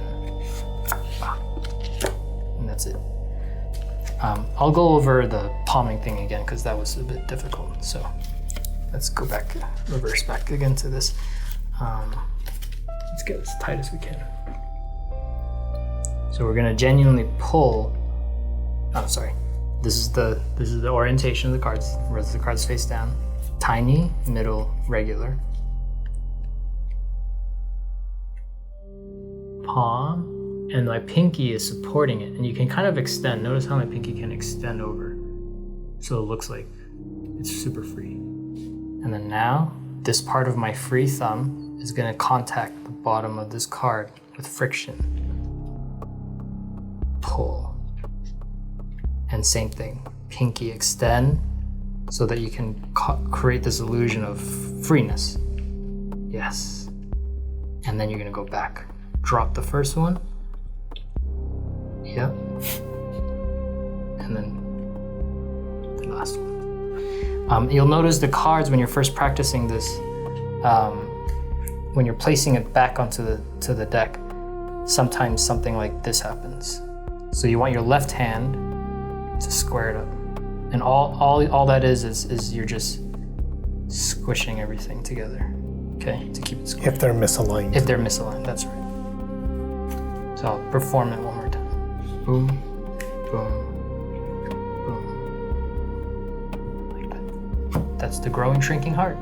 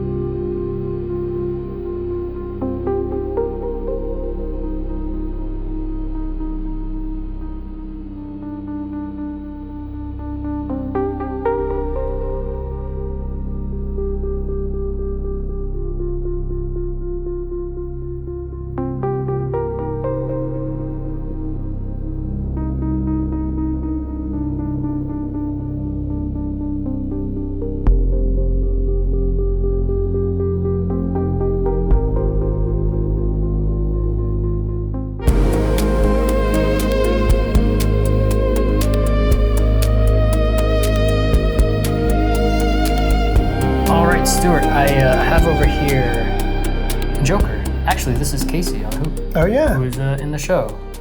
I'll place Casey right over there onto the mat. Do you mind just cutting anywhere? It doesn't matter where you cut, just cut anywhere. Okay. So you genuinely could have cut anywhere. I could have, that's true. At any level. Can you just take that packet exactly where you cut and lift it up and show it to the camera exactly? And actually, it actually doesn't matter if I see the card. What was it? It's nine of hearts. It's the 9 of hearts. Wow, the same one as the Svengali. Amazing. Remember that Joker? You saw Casey, right? Yes. She was on the hoop. Let's see what she's actually holding on to now. A tiny 9 of hearts. 9 of hearts. She's holding on to the 9 of hearts. All right. So this is how it's done. If you notice when you go into your GAFF cards, we're looking for the Jokers. The Joker, yeah, the GAFF card. Probably the end, I think. I think this is the regular. Oh no, no, there we go. There you go. Yep. Got them. How many do I need? Just the one. Oh, just the one. I don't know why I came with so many Jokers, but yes. So it has the 9 of hearts on it. Mm-hmm. So grab your regular deck, and with the regular Joker. And the orientation is very simple. Regular Joker, second from top. The one with the reveal on the very top. And you want to place the 9 of hearts on the bottom of the deck because we're going to do the Crisscross Force. This is the perfect use of the Crisscross Force for this trick. I'm going to teach you a different force later on, but actually I really love the Crisscross Force for this.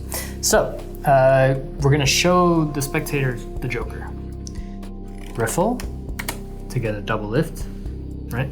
Or same thing, you can show, hey, this is a regular deck of cards, and then as you close, you're getting a pinky break right on the 2 cards. I'll show you one more time. It goes 1, 2, regular cards. As you're closing it up, you can show again 1, 2, and then pinky. Yeah, when you're preparing for a double lift, there's so many ways to waste time, to grab that grip. So It almost looks like you're fiddling with the cards. I do this all the time. I still do this to this day. You're gonna show Joker, and we'll place the Joker onto the table. Okay, so I did the Tamaris thing, but you can shoot the Joker, place it on the deck. You know what? Actually, we're gonna leave the Joker right over there. Don't touch it. Place the cards on the table, and you say, "All right, can you cut anywhere into the deck?" So doesn't matter. Yeah, I'll cut it here, and then you cut anywhere. Right over here, you cut right over there. Now you could have cut at any point, and remember this thing about the time misdirection. You then say, okay, you tell them, grab the cards, and remember, mimic the action so they know exactly what to do to show. And it's the 9 of hearts. It should be the 9 of hearts. It really is. And then, as self-explanatory, you guys already know, she's holding on to the 9 of hearts. Now, as you can imagine, you're probably already putting the pieces together in your mind. You can mix this with the Svengali deck trick. Right. Yes. So you can have this in the Svengali. So as you can imagine, you can implement this into your Svengali trick, right? Place this GAFF Joker with your Svengali deck, do the double lift to show the Joker, place it aside, do your entire Svengali routine, all the cards have changed to the 9 of hearts. You were just hallucinating, they're back to normal.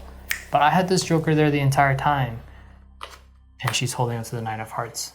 And that's actually good misdirection for you to either do a deck switch, so that you have a normal deck of cards. And a deck switch, all a deck switch is you're changing this Svengali deck with a normal deck that's somewhere. It can be in your pocket or whatever. Because when all the pressure is on this Joker and they turn it over, you relax, you can put your hands in your pockets, switch out the decks many different ways. Or if you're sitting on a chair, you literally have both decks down and you can switch it that way. Okay, or not, you don't have to. The pressure is on the Joker at the end, so. And this has many different uses. Now another way you can force a card, and this is a very common way of forcing a card, it's called the riffle force. I do this all the time. I still do this to this day. And this is what it looks like. Stuart, I'm gonna riffle down, and at any point while I'm riffling down, you just say stop, okay? Stop. Right there. See the card? And that's it. And it's the 9 of hearts. So what I did is I've been doing the riffle force for so long that I've kind of been able to time it exactly. Oh, nice. To win, and I always try to time it all the time. When you're first starting out, that's not going to happen. Okay, this takes practice. So this is what it normally looks like. Say stop. Stop. Right over here. Okay. Take a look at the card, and it's the 9 of hearts. Now, how this works is you can grab your deck of cards, grab the 9 of hearts, make it go to the bottom. So the 9 of hearts is at the bottom. You're gonna do. You're gonna tell the spectator. You're gonna say, "Look, I'm gonna riffle the cards," and at any point you're gonna just say stop. Now, during that moment where you're saying, at any point you're gonna say stop, you're gonna do a swing cut. Swing cut. You're gonna drop the cards, but you're gonna remain a pinky break at all times. And so you can actually kind of see that break right over there. To keep it from flashing, this thumb is gonna hold down on this, the bottom, the bottom left corner of the deck. And they can riffle. And you can riffle without this kind of flashing. Okay, so they say stop, and they say stop anywhere, really. So let's say they say stop here. Now what you're gonna do is you're gonna grip like this.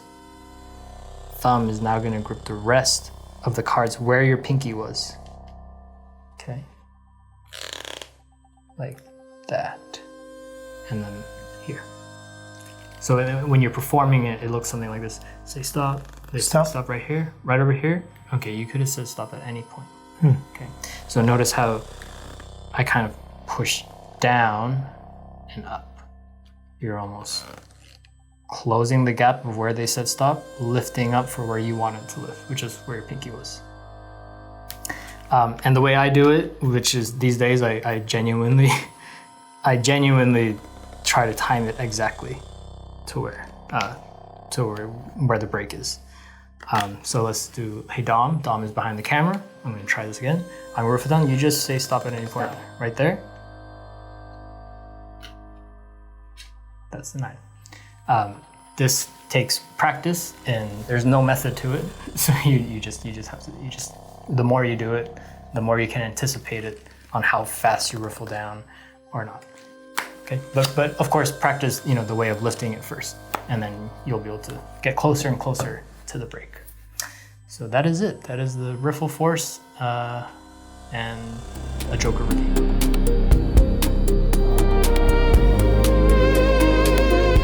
All right, hey Stuart. Hey, can you grab cut the deck anywhere and then remove the cards? Yeah, wherever you cut, remove. Eliminate them? Eliminate. Okay. This is a process of elimination. Okay. Remove all the face down cards. Face down ones go. All the face down. Removing all the face down. Keep removing the face down. All the face down. Actually, you do. You try it. Try it. Go ahead. Just shake. And I'm gonna keep going. Just a couple. Wow. Okay. Yeah, there's a couple. We're almost there. Whoa. There's only one left. I know. That's the one I didn't touch. Hey, did you notice there's a piece of paper right next to you? Where did that come from? I don't know. Can you lift it up and show them? It's the King of Diamonds. King of Diamonds, the exact card that was only face up. So this is a really easy trick. This is actually self-working. So you'll notice in your GAFF deck there was a King of Diamonds in there. I have it. Yes, and it's a double face King of Diamonds on both sides. And so you can probably kind of figure out how this trick works. Obviously, no matter which way it falls, it's always going to be face up. And so the whole idea is you're telling the audience, we're going to keep eliminating all the face down cards until we're left with only just one.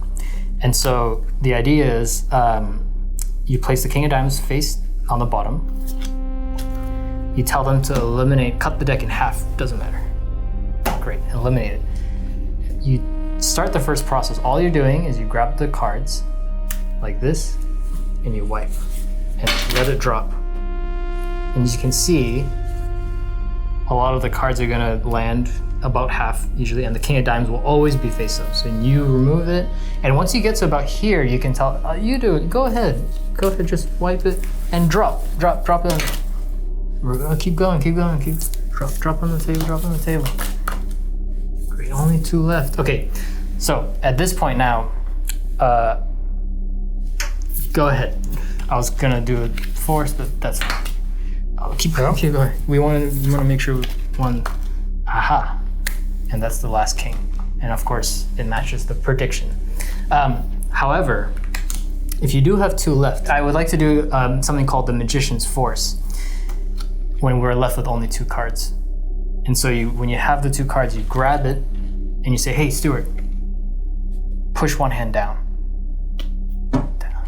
We'll eliminate that. And that's left with the King of Diamonds. Now, if you touch the king, you want the king. And that's something called the Magician's Force. Magician's Force is very easy when you're only left with 2 options.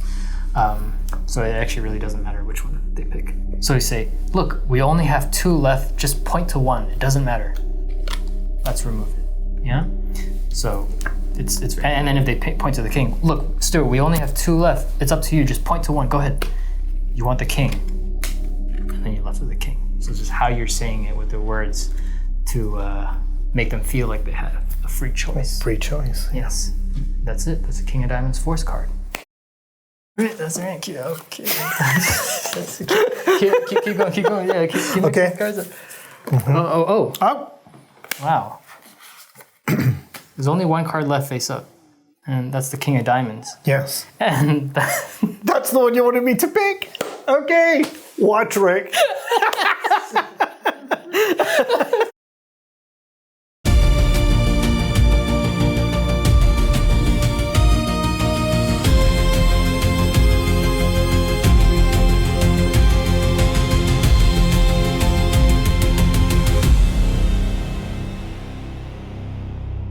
You'll notice in the trailer I was actually wearing a black shirt, which neither of us are wearing. And we did this on purpose so that you could see exactly what's happening. Grab the thread. Grab the thread. This is what it looks like.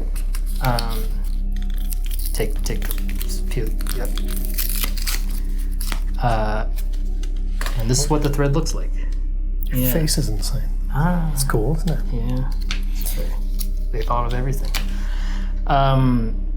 So you just yeah. So just unloop either end. I don't think it really matters. And grab one of the jokers, because we have so many jokers, right? In the GAFF deck, there's so many jokers. And you're just gonna grab both of the jokers, actually. Sorry, my bad. Grab 2 of the jokers. You'll notice that the GAFF deck came with extra jokers, and this is perfect for this very trick. Grab the tip of the thread, and you're gonna tape it onto one of the jokers. Now this first joker, it really doesn't matter where you tape it, so. But you do wanna cover as much surface area of that thread, meaning you wanna just really tape majority of that thread onto the card. Take no chances with it coming loose. That's correct. Kind of like that. Okay, so I'm covering a lot of the thread. So hold on to this card, and you're gonna stretch it all the way to your neck.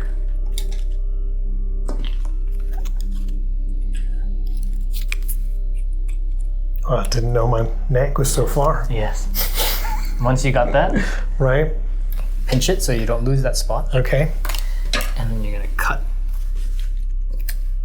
Now for the second joker, this placement is important. You want to tape it now perfectly, like center of the top, okay, of the card, like that. In line with the line. Sure, yeah. If you're using the joker, perfectly in line with the Casey's little hoop. And same thing, you want to make sure you cover a good amount of the thread.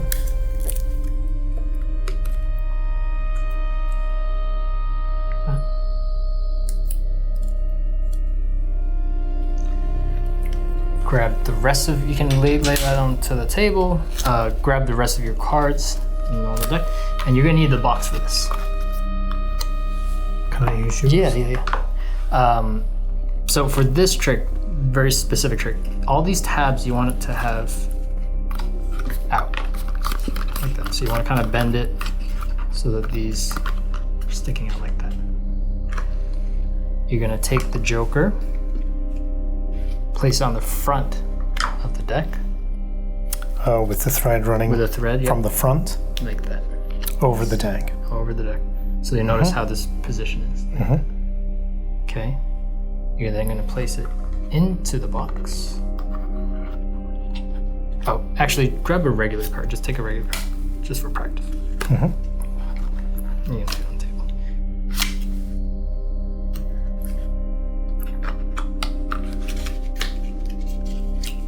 Like so. So you're kind of in this position here. Down the back. Yeah. So you'll notice why. So when you're placing the cards, the Casey Joker needs to be facing this tab area, this big tab here, front tab. Okay, that's pretty important. Okay, so string is down here. You can kind of see a line, but when you're performing it, you're gonna have it up like this so that they can't see it. Okay. And so now you can probably see why we need a black shirt, because right now on camera you can probably see the thread.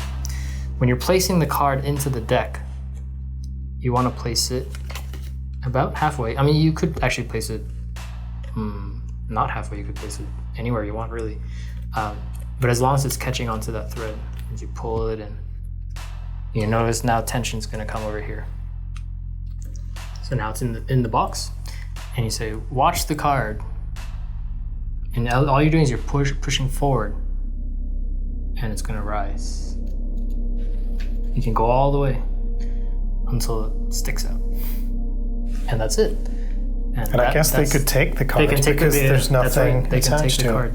And the great part about this trick is you can actually place not just one selection, but you can take you can take two. You can do two cards. But they have to be placed kind of at a different spot. Okay. And then it looks something like this. The first one will rise, and then the second one will rise. Great. And that's it, yes. Perfect. In terms of routining, you leave the joker into the deck. You can place the deck into your pocket. Okay, so you have that. I would prefer to place it not in the same spot as the joker that's in your pocket. So let's say the joker's in your front pocket, place the box into your back pocket.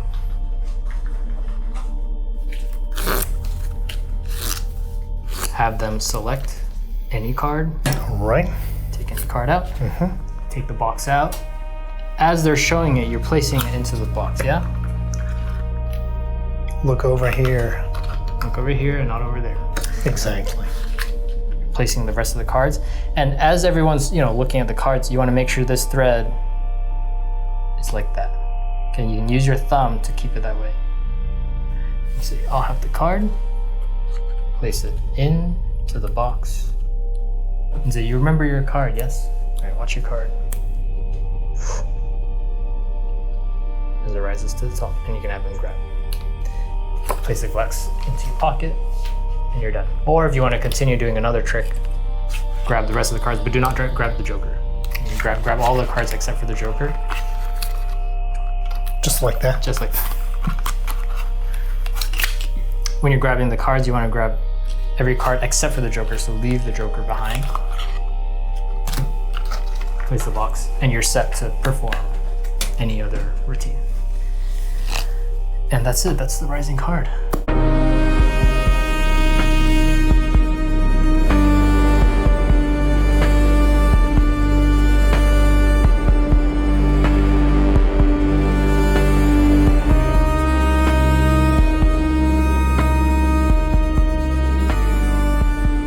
Okay guys, so you'll notice this is called oil to water. The original trick is actually called oil and water, and the idea is to have black cards and red cards mixed and they would separate. That's a very common trick that a lot of magicians perform, so I just wanted to do a little change to it. So it's almost like the oil and water are changing rather than separating. Of course, you can use this same concept as an oil and water effect, but I always try to be different. I'm trying to do something like a variation is what we call it. And so this is a variation. You'll notice the cards, there's a lot of them, it's about 25 or something like that, cards that are red and black like this. I want you to separate them, okay? So grab the ones where most of the black is on one side and very little of the red is on one side. Take that, separate, and then there's another one where a lot of red is on one side and very little black is on the other side. Okay, so this is not the oil and water effect, this is oil to water. Okay, so once you've separated the cards, I want you to grab one regular red card from the deck, one regular black card from the deck. We're only gonna use this pile here, the one with small black on one side and a lot of red. Okay, this, of course, you can do it the other way, and you'll see in a second. So I'm gonna leave this aside. Okay, it's pretty much the same thing, but reversed. Grab yourself some double-sided tape.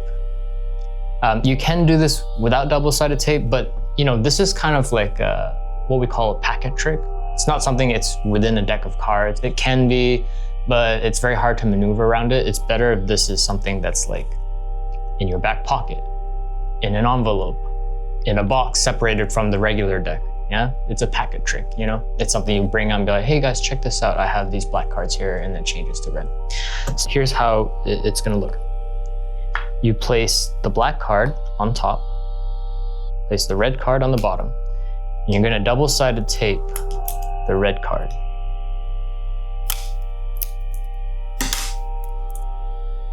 Right over there. And you leave this in your back pocket, separate box, envelope, wallet, whatever. As you'll notice over here, it's the exact same thing, right? But it's the complete opposite flip. You'll notice these cards are less than the black, so pretty much this takes up less room for you. So if you wanna, if your pocket's tight, your wallet's tight, use the smaller packet, okay? But this is what it looks like with the black cards. You're spreading like this, but you're fanning the cards out very minimally. Okay, you don't want to overspread, because if you overspread, you're going to flash the red card, as you can see. So when you spread it, you're almost spreading it kind of in a fan. And you'll notice that ace on the bottom, you want to avoid that. Okay, so you just kind of spread. And you'll see that double card coming up towards the end. You just stop. You don't spread like that. Okay, you just stop right there. You say, I have these black cards over here. Close it up. And in the trailer, you'll notice I do something called the clip shift. I'm not gonna teach it because I don't have permission to teach it, but you can check it out. It's called Clip Shift by Chad Nelson. It's a really difficult move. I actually don't recommend you learn it because it's a complete waste of your time. Okay, I wasted 3 years of my life with that move. It's a great move, but it's not very practical. I will teach you something else though, and this one I highly recommend. I'm gonna show a slow motion version of it. This is a move I created. It's a variation of another color change by Tony Chang, and it was released in Shenanigans DVD way back in the day.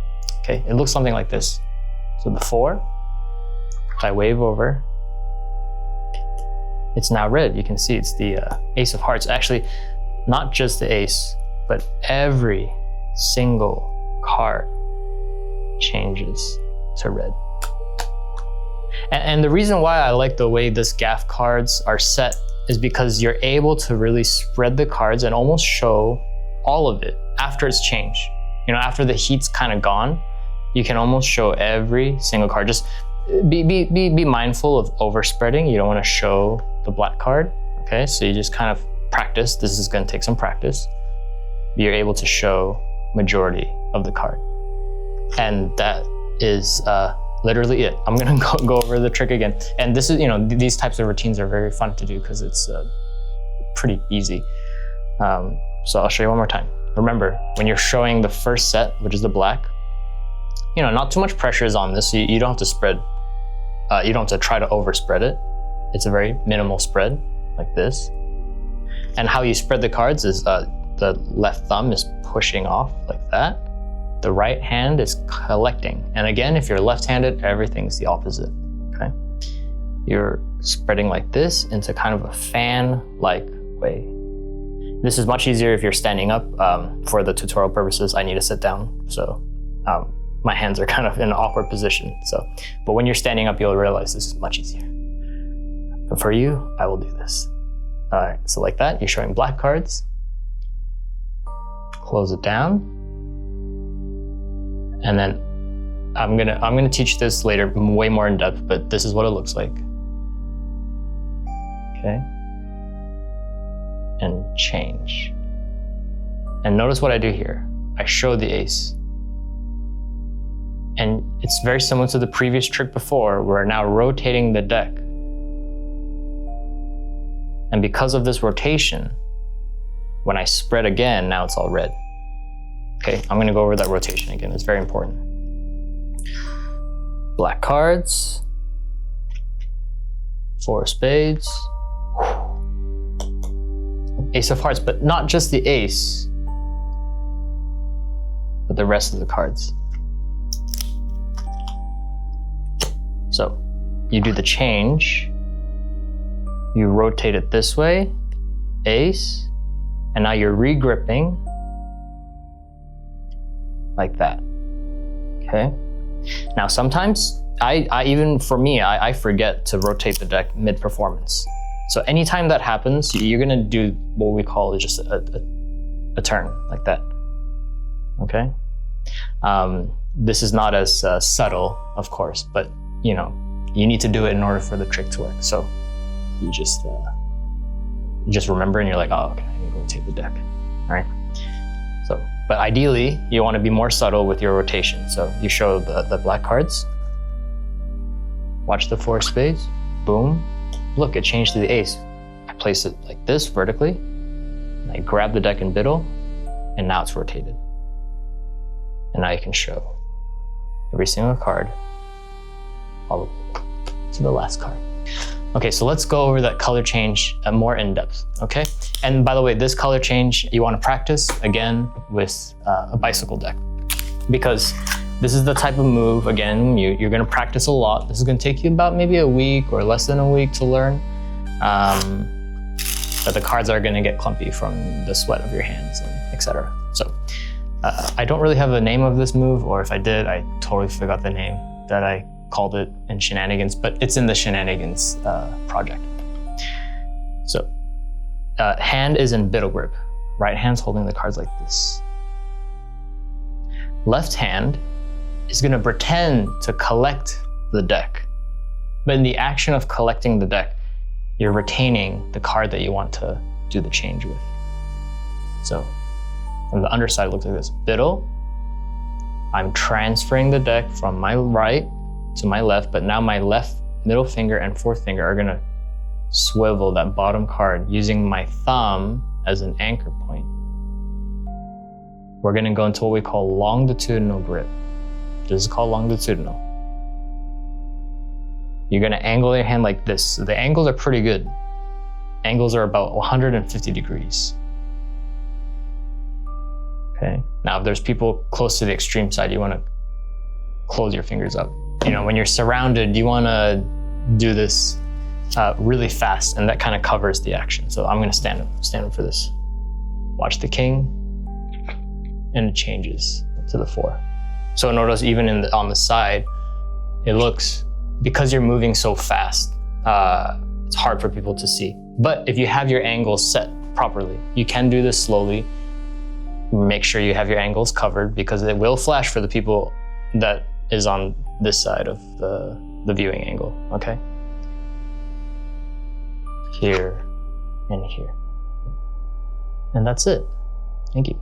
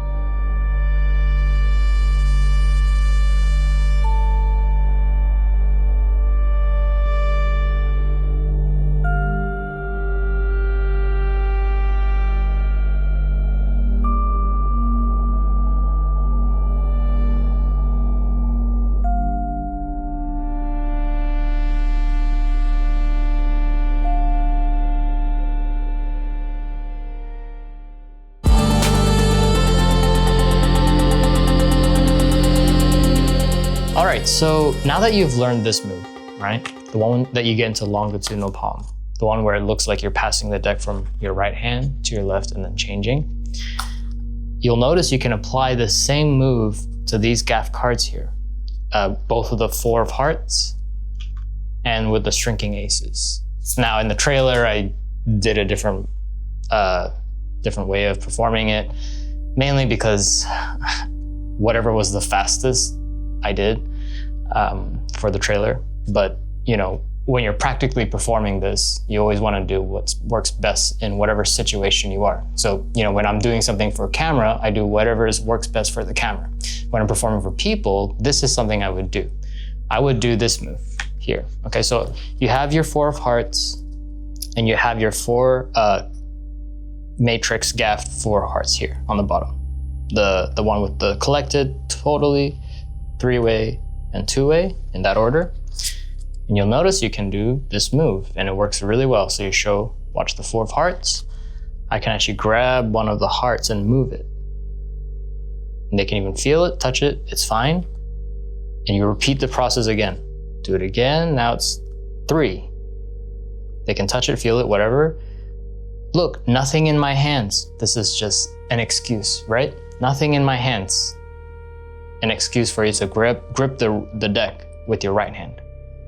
Same movement, and bah, all 4. And you do a quadruple lift, and it fixes itself. And the same can be applied to the aces. So, same thing.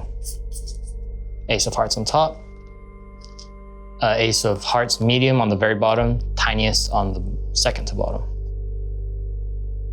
Watch the Ace of Hearts. If I just wave over like this, I can get it to shrink. Look, it's tinier. One more time, look, nothing in my hands. And it's so tiny. Look at how tiny that is. And now I'm getting ready into triple lift. And boom, back to normal.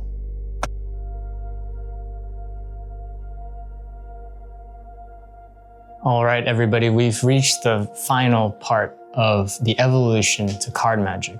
I just want to thank you so much for purchasing this effect and supporting my work. I really do appreciate it. You know, I learned magic through different websites, tutorials, YouTube, everything. That's how I jump-started my career. I never had a mentor or anything like that. So I kind of learned on the fly. You know, with moves like the clip shift, I actually didn't even buy the DVD. What I would do is I would watch that performance again and again and again and again. It took me 2 months just to figure it out. You know, when you're not given everything, you're out of desperation. You tend to actually create something new. And that's been my motto ever since I first started releasing items. I never try to overteach anything. And sometimes I like to leave things kind of unknown, because this type of confusion forces you to really, really create on your own and create your own distinct style. And to me, that is so important. You'll notice there are some GAFF cards I haven't even gone over yet.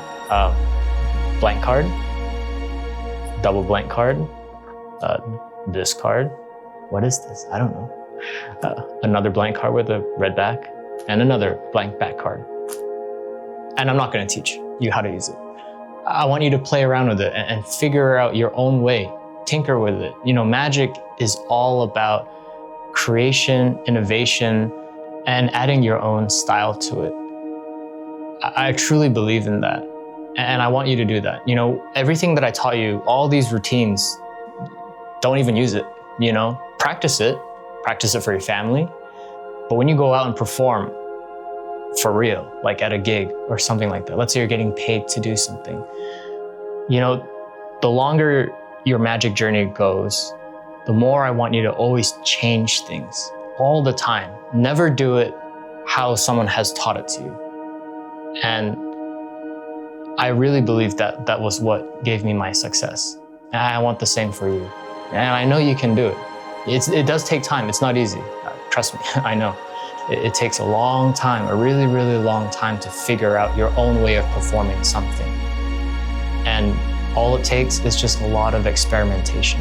Remember, magic is a lot like a puzzle.